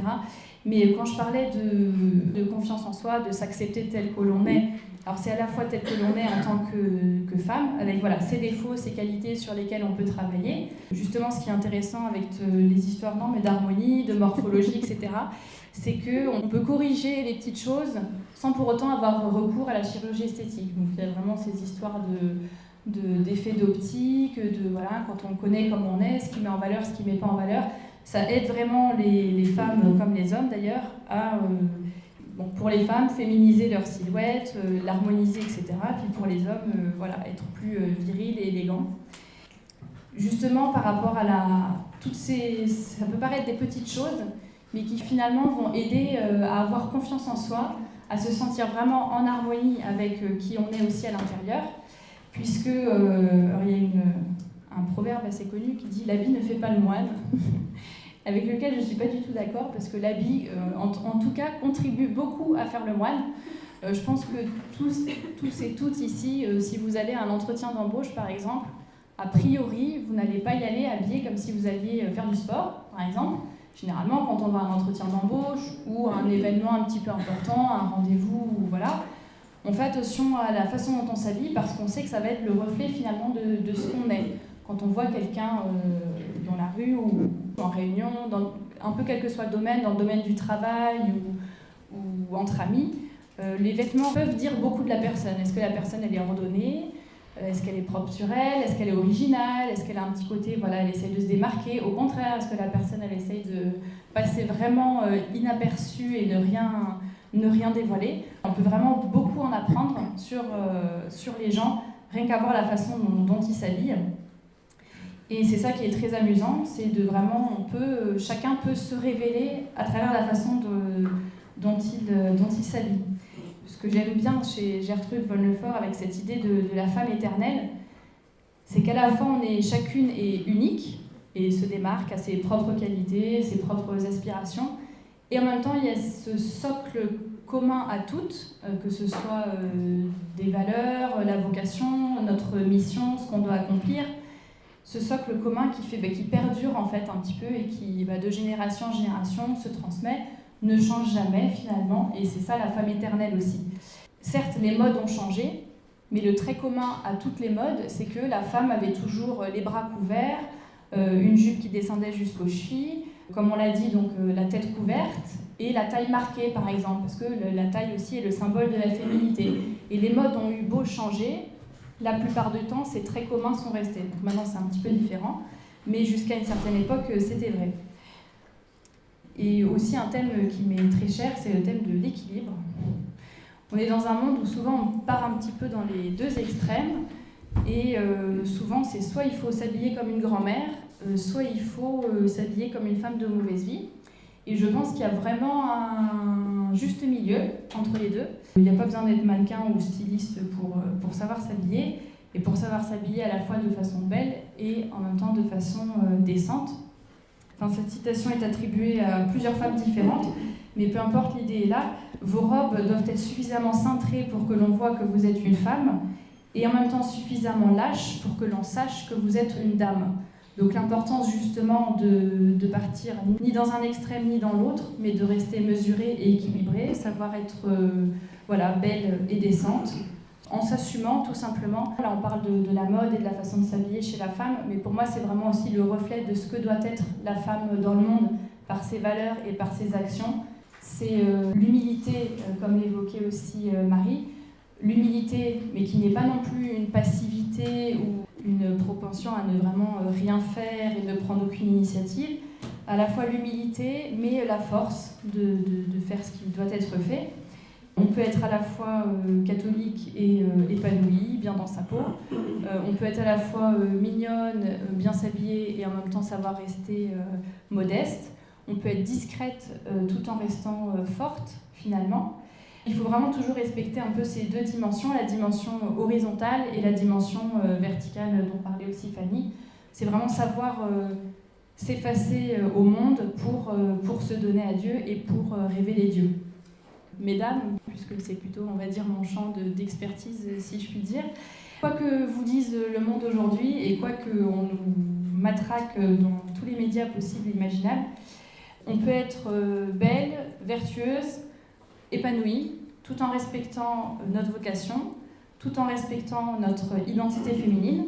Et comme le disait André Gide, oui, tout en respectant notre morphologie aussi, je peux parler de la morphologie. Et de la créativité aussi. Donc tout en parlant de la morphologie, parce que justement, oui, ça fait partie de toutes les outils qu'on a à disposition. Quand on se connaît aussi, c'est plus facile pour s'exprimer, et exprimer aussi sa créativité et sa personnalité. Je ne vais peut-être pas développer exactement les morphologies maintenant, mais bon, pour toutes celles qui sont intéressées, vous pourrez trouver ça sur mon site. Pour la créativité aussi, c'est une façon d'exprimer qui vous êtes. Alors là, par exemple, on voit une même robe qui peut être portée de 5 façons différentes en l'occurrence. Voilà, pour vous montrer aussi qu'il n'y a pas besoin d'être milliardaire pour se faire une garde-robe de star et s'habiller un petit peu différemment ou varier. Vous pouvez avoir une même robe et faire plein de trucs différents avec. Donc c'est ça qui est vraiment très sympa. Il faut vraiment s'amuser avec les accessoires, avec les couleurs, avec tout ce qui va avec. Pour devenir cette jolie femme que vous voyez là, chacune selon son style évidemment. Et comme le disait André Gide, il vaut mieux être détesté pour ce que vous êtes qu'être aimé pour ce que vous n'êtes pas. Et ça, je pense que c'est très important à méditer, je dirais, parce que souvent on a peur de s'exprimer, d'être tel que l'on est, etc. Moi, je sais que partant de mon expérience, je suis plutôt très attachée au regard des autres, on va dire. Parfois, j'ai un petit peu peur d'agir ou de dire telle ou telle chose parce que qu'est-ce que les autres vont penser. Et en fait, je me suis rendu compte que quand on est vraiment soi-même et que c'est, mais par réflexion, par choix, qu'on a réfléchi, que ça correspond à qui on est vraiment à l'intérieur, finalement, les gens le respectent. Comme je parlais du respect tout à l'heure aussi, les gens respectent quand on est une vraie femme. Moi, je sais que par exemple, en tout cas dans le milieu du travail, j'ai jamais eu aucun problème à être toujours en jupe ou à être toujours vraiment féminine, à ne pas prendre part à certaines conversations, à être aussi plutôt vraiment femme dans ma manière d'agir, de parler, etc. Ce ne sont pas des choses qui posent problème. Je pense que quand on est vraiment femme, au contraire, on inspire le respect. C'est une chose qui manque beaucoup à notre époque.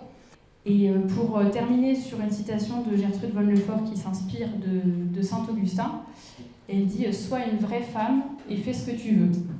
Voilà, à méditer aussi. Dans une juste mesure, évidemment. Merci beaucoup Thérèse pour cette analyse très pratique. Je crois que nous avons aussi besoin non pas seulement d'étudier des principes philosophiques, mais surtout aussi d'étudier comment incarner ces principes dans notre vie. Et je pense que tes conseils sont très précieux, en tout cas pour moi ça m'aide beaucoup. Tu disais que toi, le regard des gens, c'est important pour toi. Moi personnellement, je m'en fiche complètement. Je peux m'habiller comme un sac tous les jours, je m'en fiche complètement. Donc merci pour ton aide aussi personnelle, Thérèse. Je pense que ce témoignage est important pour vous montrer aussi que ce que nous faisons ce soir, vous aussi, vous pouvez le faire finalement. Et j'essaie de conclure rapidement parce que nous avons un peu dépassé le temps, pour dire que tout ce que nous avons travaillé ce soir, que ce soit la notion de culture, la notion de la vocation de la femme, ce charisme religieux qu'elle a, et qui est bien expliqué par Gertrude von Lefort, c'est important de comprendre que c'est pas seulement une analyse passive que nous faisons pour notre propre plaisir. C'est vraiment parce que nous avons, en tant que femmes, une portée culturelle qui est vraiment importante. Et nous devons faire face aujourd'hui à des contraintes, je dirais, de civilisation, qui nous empêchent souvent, qui nous déconseillent, qui nous découragent d'incarner ces principes que nous avons évoqués. Et je vais essayer de faire une synthèse rapide de tout ce que nous avons dit pour vous donner l'envie de faire aussi, vous, à votre niveau, en tant que femme, mais aussi en tant qu'homme, ce que vous pouvez, ce que vous voulez, ce que vous voudrez faire, pour faire changer les choses aussi, parce que nous pouvons changer les choses. Ça fait très politique, mais c'est très réaliste, je pense. Donc voilà, nous sommes face à une société influencée, je dirais, à la fois par le féminisme et par une sorte de virilisme, que d'autres appelleraient machisme, ou voilà, j'aime pas ces mots, qui incarne en fait une lutte des sexes qui a fait suite à la lutte des classes. Et finalement, cette société de lutte, de concurrence, clairement, c'est pas notre choix. Et clairement, Gertrude von Lefort, dans ce livre, La femme éternelle, nous propose, je pense, un antidote pour nous aider à incarner ces principes théologiques, ces principes de foi, d'espérance, de charité. C'est très très bien, on y croit vraiment, on a envie de faire la chose bien, mais finalement, parfois, on ne sait plus trop comment faire. Donc je vous encourage évidemment à lire ce livre, qui est un petit livre. Moi j'ai beaucoup apprécié le fait que ce soit un petit livre, même si il mérite de la méditation, de la cogitation. Et je voudrais terminer avec quelques dernières citations qui nous encouragent justement à savoir dans quelle direction il faut avancer. Donc, il s'agit de rendre de nouveau visible le reflet de la féminité sur le visage de l'homme créateur. Il s'agit de rétablir la totalité de l'être dans la culture qu'il exprime. Il s'agit de rendre à la culture sa plénitude et sa nouveauté, sans quoi, en cas d'échec, c'est son écroulement définitif. Donc si nous sommes attachés par idéal à la culture chrétienne, il faut que ça le soit aussi dans notre action finale. C'est pas seulement un choix de vie théorique, c'est un choix de vie pratique. Et pour cela, l'avenir de notre culture chrétienne repose sur 3 étapes simples. Il nous faut accepter chacun notre mission, c'est-à-dire que femmes et hommes, nous devons accepter cette mission que Dieu nous a confiée, chacun selon ses prérogatives. Et la deuxième étape, c'est de respecter chacun sa mission. Comme disait Fanny tout à l'heure, c'est pas négligeable que la femme soit cachée. Il ne faut pas que ça devienne méprisé. Il faut que l'homme comprenne cette vocation de la femme et sache le valoriser aussi pour aider sur sa propre action, sa propre mission. Et donc, le fruit de cette acceptation mutuelle, c'est la coopération dont nous avons beaucoup parlé, mais qui se concrétise dans la vie de tous les jours. Chacun selon son état de vie, c'est pas nécessairement dans l'état du mariage. C'est un sujet que nous aurions aimé pouvoir développer avec vous, mais que nous laisserons chacun et chacune développer. C'est comment incarner cette coopération au quotidien dans son état de vie. Donc nous avons vu pourquoi il fallait coopérer dans cette mission confiée par le Dieu, mais aussi comment le faire à travers ce thème du voile, qui est une chose qui est méconnue aujourd'hui, je pense, par les femmes, et qui mérite d'être valorisée. Tout ça dans le sens de la théologie chrétienne en elle-même, qui est une culture de l'incarnation. Nous ne sommes pas des anges, nous ne sommes pas des démons non plus. Nous sommes un juste milieu, c'est d'un esprit dans un corps. Et il faut, en tout cas nous vous encourageons, comme nous nous encourageons nous-mêmes, à trouver cet équilibre, cher à Thérèse, mais cher à nous toutes, je pense, de incarner nos valeurs et vivre comme on pense, pour ne pas penser comme on vit, je crois, c'est ça l'expression. Voilà, donc j'essaie de passer un peu plus vite. Donc pour résumer, nous avons dit que plus une femme est sainte, plus elle est femme, certes, et cette exigence de vertu est nécessaire à son épanouissement et l'épanouissement de toute la société. Gertrude dit très bien un dicton populaire, je pense, qui doit être valable aussi en France. Quand l'homme tombe, il tombe seul, mais quand la femme tombe, c'est tout un peuple qui s'écroule. Donc c'est à nous, les femmes aussi, d'exiger que chacun ait une propre exigence de vie et une exigence de vertu. Donc on a parlé de la vertu de modestie, mais finalement c'est une vertu qui couvre beaucoup d'autres. Thérèse l'a très bien dit, ça touche à la tempérance, à un choix d'équilibre, parce que la vertu est dans le milieu. De même que pour les femmes, nous exigeons nous-mêmes, pour nous-mêmes, un idéal fort de vertu. C'est pas négligeable pour les hommes non plus d'exiger pour eux-mêmes cette vertu. Et Gertrude le dit très bien, en conclusion d'une phrase un peu plus longue que je vous épargne. Semblablement, le monde attend pour son salut qu'une ressemblance mariale réapparaisse sur les traits de l'homme. Elle envisage la vertu sous l'angle catholique, c'est-à-dire universel, qui s'adresse non pas seulement aux femmes, mais aussi aux hommes. Elle a des passages vraiment magnifiques là-dessus, je vous encourage à le lire, à la fin du préambule notamment. Elle fait une petite explication des litanies de la Sainte Vierge, et qui illustre le fait que la Sainte Vierge est à la fois très virile et très féminine. C'est très intéressant. Donc concrètement, comment faire pour rendre possible ce renouveau de la culture chrétienne par une redécouverte de la mission sociale de la femme? Donc le paradoxe est évident, on a dit qu'il fallait que la femme reste cachée, anonyme, mais en même temps, on lui dit qu'elle a un rôle culturel pour la société. Donc l'équilibre, encore une fois, est difficile à trouver, et pourtant c'est assez simple, il me semble. Il s'agit de considérer la société comme une famille élargie. Donc l'action de la femme au sein de sa famille s'applique de manière élargie à la société. Le principe de coopération dont nous avons parlé lui permettra de garder son anonymat en soutenant l'action, la mission de son mari, des hommes qu'elle aura à la charge de soutenir. Et c'est important aussi de considérer, donc, comme on l'a dit au tout début, que la culture est une action, une vie spirituelle. Donc ça ne nécessite pas forcément que la femme soit au premier rang, faire des meetings ou des actions, des expositions politiques ou sociales ou artistiques ou quoi. La femme peut agir aussi depuis son petit foyer, sa petite vie assez fermée finalement, mais avec une très grande ouverture spirituelle sur toute la société. Et donc, après avoir envisagé la maternité de la femme, Fanny a beaucoup parlé des épousailles de l'homme et de la femme, mais finalement cela c'est bien dans le but de procréer, de concevoir la vie, de la porter. Et donc, à notre sens et au sens de Gertrude Bonlefort, cette conception et le fait de porter la vie est la même au sein de la famille et dans la société. Il s'agit de concevoir et de porter la vie sociale. Alors comment? C'est ce que nous dit Gertrude. Il ne faut pas seulement créer la culture, donc sous-entendu par l'homme, qui est l'homme créateur, il faut la porter, la soigner et l'aimer comme un enfant. Donc il y a énormément de choses à faire à partir de cette notion de maternité qui, dans ce cas, serait spirituelle. puisqu'il ne s'agit pas de donner la vie à un enfant, mais de donner la vie à un enfant spirituel, comme un peu nous avons fait toutes les 4 ce soir avec ce projet de conférence. C'est notre bébé spirituel, j'espère qu'il va bien grandir. Et donc cette maternité spirituelle, qui est issue de sa maternité charnelle, puisque tout part au sein du foyer, au sein de sa mission cachée, qui a un rayonnement social, cette maternité spirituelle devient aussi une maternité culturelle. Et cette maternité culturelle nécessite un apprentissage. Ce n'est pas inné pour une femme de se considérer, je pense, comme une mère culturelle. Cette maternité s'apprend aussi, donc nous avons parlé un petit peu de la transmission de la femme qui était gardienne de la culture. Cette transmission et cet apprentissage se fait aussi au sein de la famille, c'est-à-dire de même que la femme apprend à être mère, elle apprend à être femme auprès de sa propre mère ou de sa grand-mère ou auprès de ses amis. La femme apprend à être une mère spirituelle grâce à l'héritage spirituel et intellectuel que l'on trouve par exemple dans la littérature. Et c'est pour ça que nous nous sommes appuyés sur ce petit grimoire de la femme éternelle. C'est essentiel pour nous, pour tout le monde je pense, dans cet esprit d'humilité, de s'inspirer du travail de ceux qui sont passés avant nous. Nous ne sommes pas les premiers à naître sur Terre et à vouloir agir dans ce sens pour le bien commun. C'est bien important de s'inspirer de gens qui ont agi aussi dans le bon sens, parce que dans la culture, il peut y avoir du bon et du moins bon. Donc on fait un peu le tri, et pour rejoindre ce que Marie a pu dire au début sur le renouveau catholique chez les intellectuels au début du XXe siècle, il y a beaucoup de choses qui se sont faites de très bien à cette époque-là, et c'est important pour nous de redécouvrir à la fois les classiques, mais aussi les penseurs de cette époque, qui sont plus proches de nous et qui ont déjà eu affaire, entre guillemets, à des thématiques similaires à la nôtre. C'est-à-dire, par exemple, la persécution anticléricale, anti-religieuse, la déstabilisation de la famille, tout ça, ça existait déjà.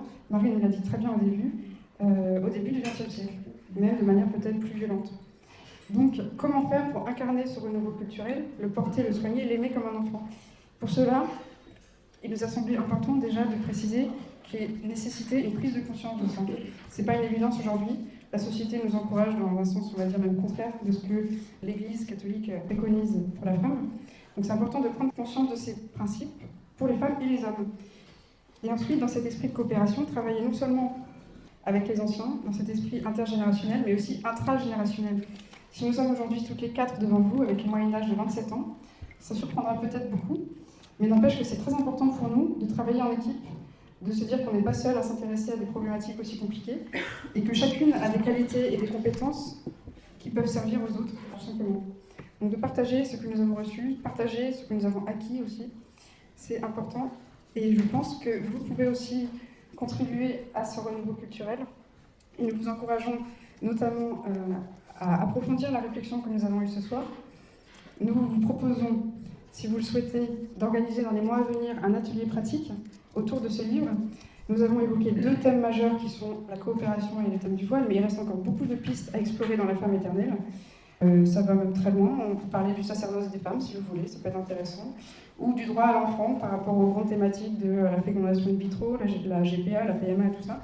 Il y a déjà des éléments de ça chez Gertrude von Lefort, même si elle est morte il y a déjà pas mal d'années, et qu'elle a vécu, elle est née surtout au XIXe siècle. Il y a des choses qui se rejoignent dans le titre du livre, c'est la femme éternelle, et les problématiques restent toujours les mêmes. Donc ce qui est important, pour essayer de conclure rapidement, c'est non seulement d'étudier l'approche intellectuelle et philosophique de la théorie, on va dire, sur la vocation de la femme, mais c'est important, une fois qu'on a compris où on en était, d'où on venait, de savoir où on voudrait aller, et d'établir, de définir une stratégie d'action.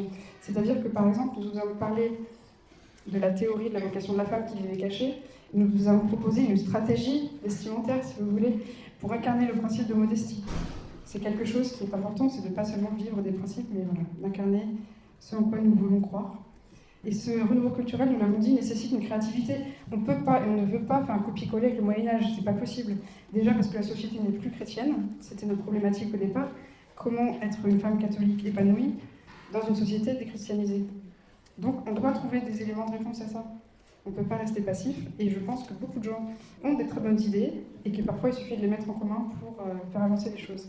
Donc c'est ce que Gertrude disait dans sa citation, il s'agit de rendre à la culture sa plénitude et sa nouveauté. La culture chrétienne a encore beaucoup de choses à apporter à la société. Il ne reste qu'à faire ce que nous pouvons faire. Donc nous vous proposons cet atelier si vous le souhaitez. On vous encourage évidemment à lire le livre qui sera vendu à la sortie de la conférence, et qui vous permettra d'approfondir chacune ou chacun avec son angle particulier. Chacun a une sorte de vie différente. Et en plus de cela, nous vous proposons plusieurs outils, parce qu'on a vachement cogité pour vous aider. Déjà, une petite bibliographie qui n'est pas du tout exhaustive, mais qui peut vous donner quelques pistes complémentaires avec d'autres points de vue sur différents thèmes autour de la femme. Ensuite, nous avons également un joli feuillet. Tout ça, c'est gratuit, hein. C'est vraiment pour vous inciter et vous encourager à continuer.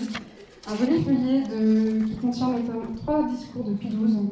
Alors, vous pouvez dire encore une fois, Pie XII, c'est vieux, on n'en veut pas et tout ça, mais finalement, quand vous aurez compris qu'il y a des choses qui ne changent pas, c'est bien aussi de puiser aux sources des anciens et des gens qui ont une sagesse particulière. Donc, il y a un discours aux jeunes époux qui, je trouve personnellement très concret et très pertinent, et qui œuvre encore dans ce sens dont on a parlé un peu depuis le début de cette conférence, de la modération. Voilà, trouver un équilibre dans la vie, c'est pas tout de vouloir coopérer, il faut savoir comment le faire. Et dernière chose, c'est un cadeau en avant-première pour vous. Très peu de gens connaissent ce magazine qui s'appelle Brin de Peps. Alors Peps, c'est un acronyme pour dire pétillante, éclatante et pleine de spontanéité. Voilà, c'est tout à fait terrestre, ça. Elle n'a pas l'air comme ça, mais quand même. Qui a pour but d'explorer la vertu de Trapelli. C'est une vertu qui est très peu connue, peut-être par certains, et qui est la vertu du sain divertissement, c'est-à-dire savoir se divertir intelligemment, de manière chrétienne, avec modestie, modération, tout ce que vous voulez. Et c'est un magazine qui est fait de manière très pétillante, comme son nom l'indique, et qui vous fera beaucoup de bien. Donc n'hésitez pas à le prendre aussi en sortant, et vous pouvez vous inscrire, si vous voulez laisser votre adresse mail, pour que nous vous envoyions le prochain numéro de ce magazine qui sortira tous les 2 mois. Et l'éditrice de ce magazine est très très active, elle est déjà en train de faire le 3e, vous voyez, donc attention, il va falloir que vous suiviez aussi la diffusion de ce magazine. Donc n'hésitez pas, c'est gratuit, ça ne coûte rien du tout et ça peut vous permettre de trouver un équilibre de vie aussi peut-être. Voilà, donc je vais m'arrêter là, on avait dit 19h, il est presque 19h. Et nous avons prévu, pour tout vous dire, de faire une petite table ronde, d'échanger sur des questions pratiques, mais je pense que nous allons reporter et nous allons passer directement à vos questions parce que vous avez certainement beaucoup de choses à dire. En tout cas, nous avons beaucoup parlé, maintenant c'est à vous de parler. Oh, je peux parler fort. Non, allez-y, je vais répéter la question pendant l'enregistrement. Pas de souci. Il y a un paradoxe qui m'est venu après vos exposés, c'est qu'à la fois vous avez insisté sur le côté caché, qu'en fait on redécouvre, surtout nous les vieilles gens plus tard, là. Voilà, la force du cachet, qui est un oxymore mais qui est intéressant aussi, avec un mouvement, une sorte de dynamique, prendre part à l'homme, donc ça casse tout de suite l'idée d'un cachet qui serait statique. Et donc ça se matérialise par une renaissance, un renouveau que je trouve vraiment intéressant. Et bravo les filles à 27 ans d'être dans cette dynamique. Voilà. Et en fait, donc, ce côté caché finalement s'exprime et en fait c'est vraiment le trajet de l'art en fait. Donc on a l'impression que la femme est au cœur de l'art. Et de l'art sur toutes ses façons, picturesque, musicale, voilà. Mais il y a une musique finalement dans ce que Gertrude Van Le Fort a écrit, qui est étonnante, et comme un mouvement musical, ça propulse en avant. D'ailleurs, c'est très poétique hein, quand on lit. Voilà, et c'est très intéressant de reconquérir la créativité, parce que je trouve que c'est un petit peu un handicap de la nouvelle génération. On lui donne des illusions de création. Beaucoup de mocheté, oser reconquérir la création, la créativité sous toutes ses formes, je pense que c'est un défi qui va être intéressant, qui s'inscrit dans le corps de la femme, qui reconquiert sa maternité, mais aussi toutes les autres formes de création. Donc voilà, donc bon, moi c'est très très positif en fait. En fait, le 21e siècle est très créatif et très créateur. Merci. Merci. Non, mais en fait, j'avais juste un commentaire qui me venait à l'idée suite à votre réflexion, c'est que il me semble que ce qu'il y a de commun entre l'artiste et la femme, c'est que tous deux sont inspirés, et c'est pour ça qu'on peut faire des comparaisons comme celle que vous venez de nous donner. C'est une histoire de regard, la notion de regard se dégage de ce nouveau témoignage. Le regard de la femme qui voit Dieu, de l'homme qui regarde la femme, il y a quelque chose à reconquérir aussi parce qu'on est abîmé par le regard souvent masculin qui lui-même s'abîme. Enfin voilà, cette notion de regard, et ça serait une autre thématique pour une table ronde. Je m'inscris. Par rapport à la poésie de Gertrude Van Le Fort, il y a son. Alors je ne sais plus si c'est dans la première édition du bouquin ou la deuxième édition, mais il y a le. Et d'ailleurs, c'est intéressant de noter que la préface a été rédigée dans les 2 cas par un religieux. il me semble que c'est dans la première édition, cet homme, donc un dominicain je crois, qui disait que l'œuvre de Gertrude était en fait de la poésie en prose. Donc finalement, vous verrez quand vous le lirez, autant il y a la philosophie qui peut paraître assez ardue, autant il y a vraiment un style... C'est la même chose, c'est la philosophie. Ouais, voilà, c'est ça. Et je voulais juste dire quelque chose par rapport à concrètement comment engager sa vie de femme sur un plan créatif. Je crois que, bon, déjà il faut savoir que toutes les femmes ne sont pas forcément très créatives, même si naturellement il y a quand même des dons féminins qu'on retrouve peut-être moins chez certains hommes. Mais il faut savoir aussi, dans le cadre d'une vie familiale, dans cette idée de coopération, peut-être aussi savoir aménager sa vie pour pouvoir rendre possible cette création finalement. Et je me disais que c'était très bien, par exemple, que quand on envisage l'achat d'une maison ou la rénovation d'une maison entre hommes et femmes, de se dire que peut-être l'homme devra faire le sacrifice de sa salle de billard ou de sa cave à vin, je sais pas, pour installer un atelier à sa femme. Il faudrait demander aux hommes ce qu'ils en pensent. Voilà. Alors je pense que pour être tout à fait équilibré et juste, il faudrait dire aux femmes que c'est pas parce qu'elles ont un atelier magnifique, un magasin, une mercerie dans leur maison, qu'il faut négliger de servir le repas gastronomique de monsieur à l'heure. Je pense que c'est important. Et en tout cas, si vous voulez, nous on a plein d'idées pour vous aider là-dessus. Donc n'hésitez pas à revenir vers nous plus tard. C'est ce que je voulais mettre en conclusion. N'hésitez pas à nous recontacter, que ce soit Fanny sur une approche plus peut-être intellectuelle, culturelle, mais elle a aussi plein d'idées pratiques à travers les Antigones, ou que ce soit Thérèse à travers Femme à part. N'hésitez pas à revenir vers nous. On est vraiment là pour partager avec vous ce que nous avons nous-mêmes cogité, mijoté. J'aime beaucoup cette expression, je crois que la femme au foyer mijote autant qu'elle cogite. Alors du coup, ça fait moins bien si je dis comme ça, mais si je dis cogitation et mijotation, c'est peut-être mieux. Voilà, c'est plus incarné, je pense. Et en plus, ça sent bon dans la maison, donc c'est bien pour tout le monde. Et je pense que, voilà, alors, chacune à notre manière, on a des témoignages de vie différents. Et il ne faut pas hésiter à partager ça. Même si on est beaucoup isolé dans nos sociétés, en tout cas, par Internet, c'est la magie du progrès initié par les hommes, merci messieurs, que nous faisons vivre, que nous soignons comme un enfant, n'est-ce pas? Que nous utilisons à profit, en tout cas on l'espère, pour pouvoir faire créer du lien aussi entre nous. On vous attend, ne serait-ce que pour savoir si vous êtes intéressé par l'atelier. Et puis pour vous soutenir aussi dans vos idées, dans vos réflexions, quitte à organiser d'autres conférences comme ça, nous on est partant pour tout. Hein. Tout est possible et tout est réalisable. Voilà. Les femmes dans les carrières de soins. Oui, mais voyez, on peut aussi aborder des valeurs plus masculines, par exemple. On peut aussi aborder, par exemple, la notion de l'honneur, par exemple. C'est quelque chose qui serait intéressant à creuser. Non, c'est jamais chez les femmes. Le sens de l'honneur chez les femmes et chez les hommes, ça peut être intéressant. Enfin voilà. En tout cas, vous aurez bien compris, chers messieurs, que nous ne sommes plus dans un système de délation, de reproches mutuels. Nous sommes dans la totale coopération. Et je suis sûre que vous qui levez la main aurez une question très constructive à nous poser. Nous vous écoutons. Oui, mais pendant des siècles, des millénaires, il y a eu un système qui a fait que l'homme va notamment à la guerre ou au travail et la femme reste à la maison surtout s'occuper des enfants. Notamment la fille et le fils jusqu'à un certain âge, voire le père. Pourquoi là, ce que vous dites, par exemple, pour la dernière chose, pour l'honneur, pour une femme dans faire des carrières et autres, notamment dans l'armée ou dans la politique, en quoi ça la mettrait en valeur? Ça la masculiniserait plus que ça ne féminiserait. En quoi elle irait à l'armée? Ah oui, d'accord. Donc en quoi la femme devrait aller à l'armée? Y a-t-il une place pour la femme? Voilà, y a-t-il une Oui, place dans les services, côté services. Alors, Voilà. je suis pas sûre. Je suis pas sûre qu'on soit en mesure d'apporter tous les éléments de réponse à cette question qui pourrait être l'occasion d'un nouveau débat. Nous avons essayé de donner déjà des éléments de réponse, on va dire peut-être basiques, peut-être simplistes. On ne va pas jusqu'au bout de toutes les réponses, mais déjà, on peut se poser la question de la coopération de la femme dans divers domaines. Et peut-être que la femme, je ne sais pas, hein, c'est une hypothèse, peut aussi apporter des éléments de coopération dans le cadre de l'armée. Voilà. Après, ça dépend évidemment à quel poste, ça dépend de quelle manière aussi c'est fait et dans quel but. Voilà. Vous voulez dire quelque chose?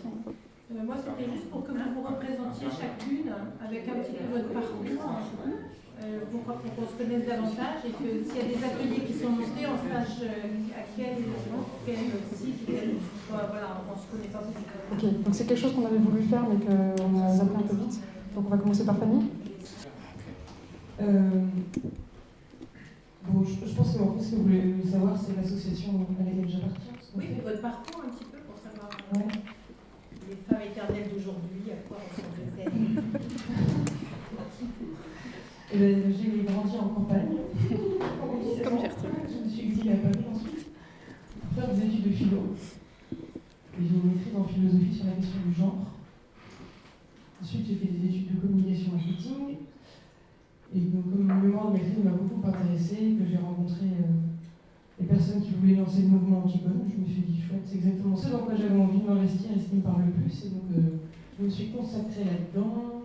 Ça fait 4 ans, depuis que le mouvement existe en fait. Et là, je suis responsable du groupe parisien, du groupe de femmes parisiens. Et nous, on organise des réunions sous forme de conférences, d'ateliers, de témoignages, ça dépend, tous les jeudis.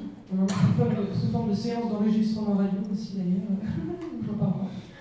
En fait, nous, notre truc, c'est d'essayer. En fait, on pose un regard de femme sur les questions de société, quel qu'il soit. Après, on a plus tendance à poser ce regard-là sur des questions pour lesquelles on voit un lien avec la condition féminine. Mais vous voyez, tout à l'heure, j'ai parlé d'écologie, c'est pas forcément une évidence. On a aussi beaucoup parlé la première année de la transmission. Bon, voilà, et il y a plein de sujets dans ce genre-là. Et après, on va aborder des sujets féminins un peu spécifiques, comme, je sais pas, les violences obstétricales, tout un tas de choses comme ça. Et cette année, c'est sur le corps. Voilà, on a un site, un Facebook, un Twitter, vous pouvez nous contacter, on vous répondra, si ça vous intéresse. Et d'ailleurs, c'est aussi ouvert aux hommes. Enfin, pas toutes les séances, mais on en a beaucoup et ça intéresse énormément les hommes parce qu'à chaque fois que c'est ouvert, on a au moins la moitié de la salle masculine, voire plus. Mais on ne fait pas toujours parce qu'ils nous coupent la parole et on ne peut plus parler après. Voilà. Donc je vais passer le micro. Alors moi aussi j'ai grandi à la campagne et j'y suis revenue après avoir voyagé en France, en Allemagne pendant 4 ou 5 ans.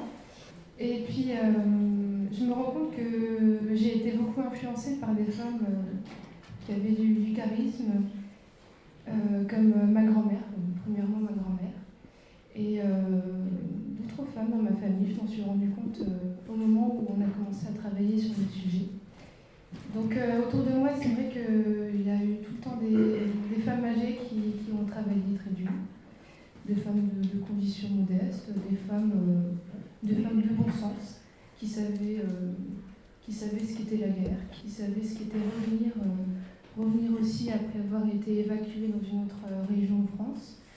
Et c'est vrai que c'était quand même des femmes qui avaient le sens de l'honneur, de la dignité.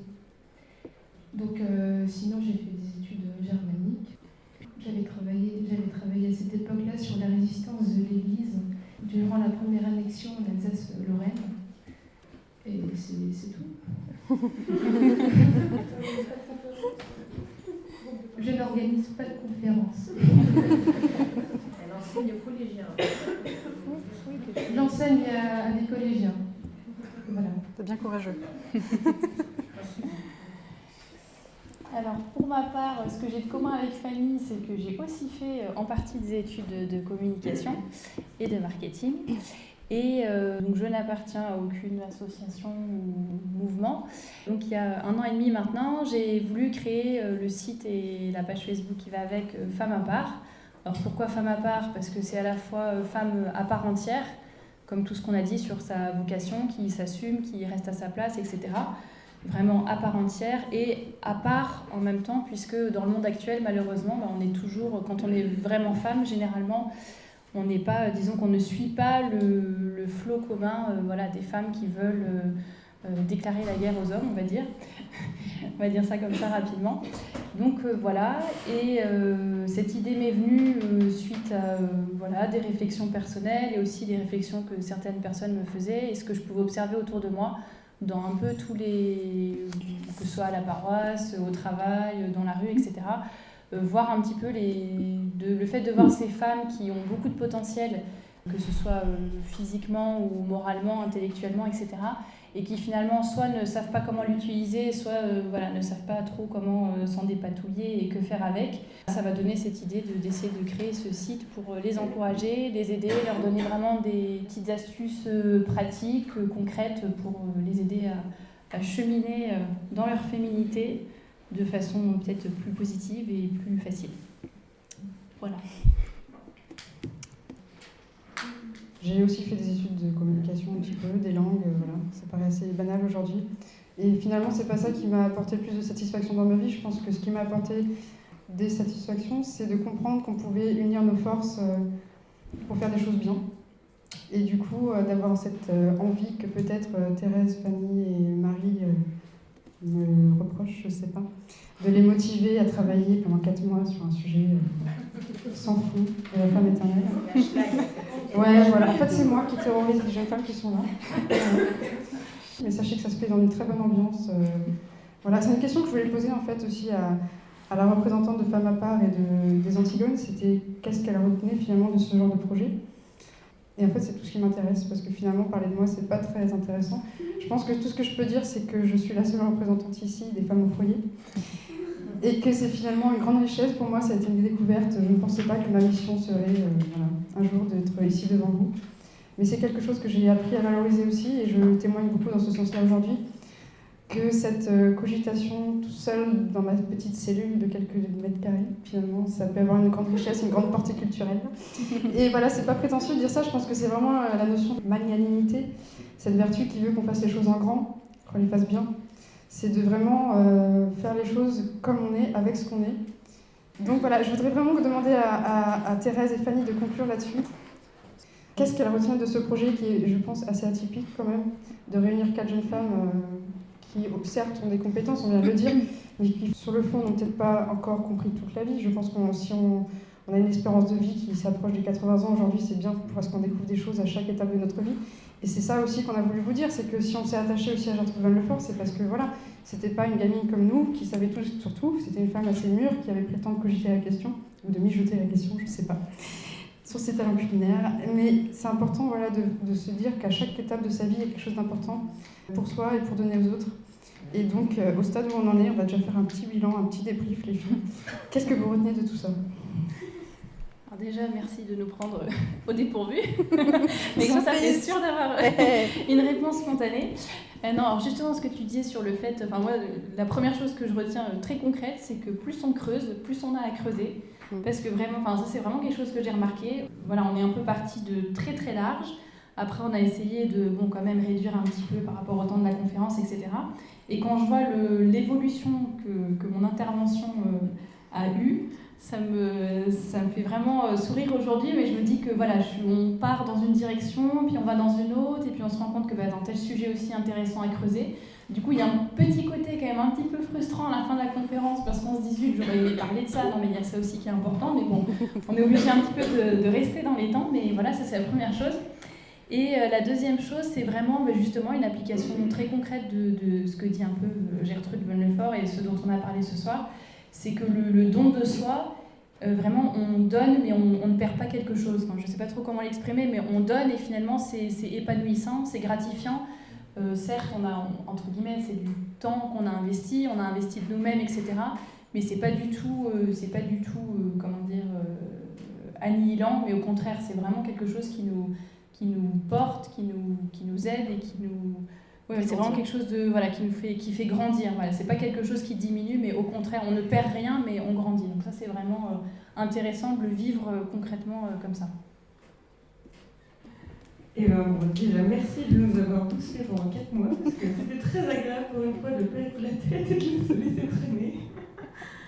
Et ce que je retiens, c'est que déjà, le travail dans les conditions de beaucoup de bienveillance, ça j'ai beaucoup apprécié. Moi, je participais à la base avec méfiance à ce projet. Il y a des choses, par exemple, où je pense qu'on n'est pas forcément d'accord avec Thérèse sur l'habillement féminin. Aujourd'hui, j'ai fait une performance en rose et en talon, mais pas comme ça tous les jours. Et en jupe. Et non, ça a beaucoup de bienveillance. Ensuite, le fait de constater qu'à plusieurs, on peut beaucoup plus que seul, et que même 2 + 2, ça ça fait pas 4, ça fait beaucoup plus. En fait, quand on met ensemble nos forces, ça c'est chouette et c'est hyper encourageant. Et aussi autre chose, mais ça je le voyais déjà chez Antigone, c'est que travailler sur ces questions féminines, même si ça reste théorique, en fait, c'est très épanouissant pour nous parce que ça donne du sens à notre condition de femme. En tout cas, moi, je le vois depuis 4 ans que je suis au Antigone, j'ai beaucoup changé et beaucoup gagné en qualité de vie, en estime personnelle et tout ça. Et cette conférence-là, il y a aussi beaucoup contribué. Je pense que j'ai appris des choses avec Gertrude Renefort assez décisives. Je sais pas vous, mais moi, oui. Voilà, merci. Juste pour dire le dernier mot, en m'adressant aussi aux personnes qui écouteront cette conférence en différé, de leur redire qu'on attend vos questions, on attend vos idées de discussion, de choses concrètes, et que ça a été un grand plaisir pour nous de faire ce projet-là. Et je pense que, on disait tout à l'heure, c'est un bébé spirituel, mais je pense que ça va grandir. Je ne sais pas jusqu'à quel stade, mais je le souhaite en tout cas. Et vous pouvez aussi être des parents spirituels de ce bébé, il n'y a aucun souci, on partage tout, on est dans une notion culturelle et spirituelle, n'est-ce pas? Voilà, donc merci pour votre écoute, merci pour votre présence, et on espère pouvoir construire de belles choses avec vous.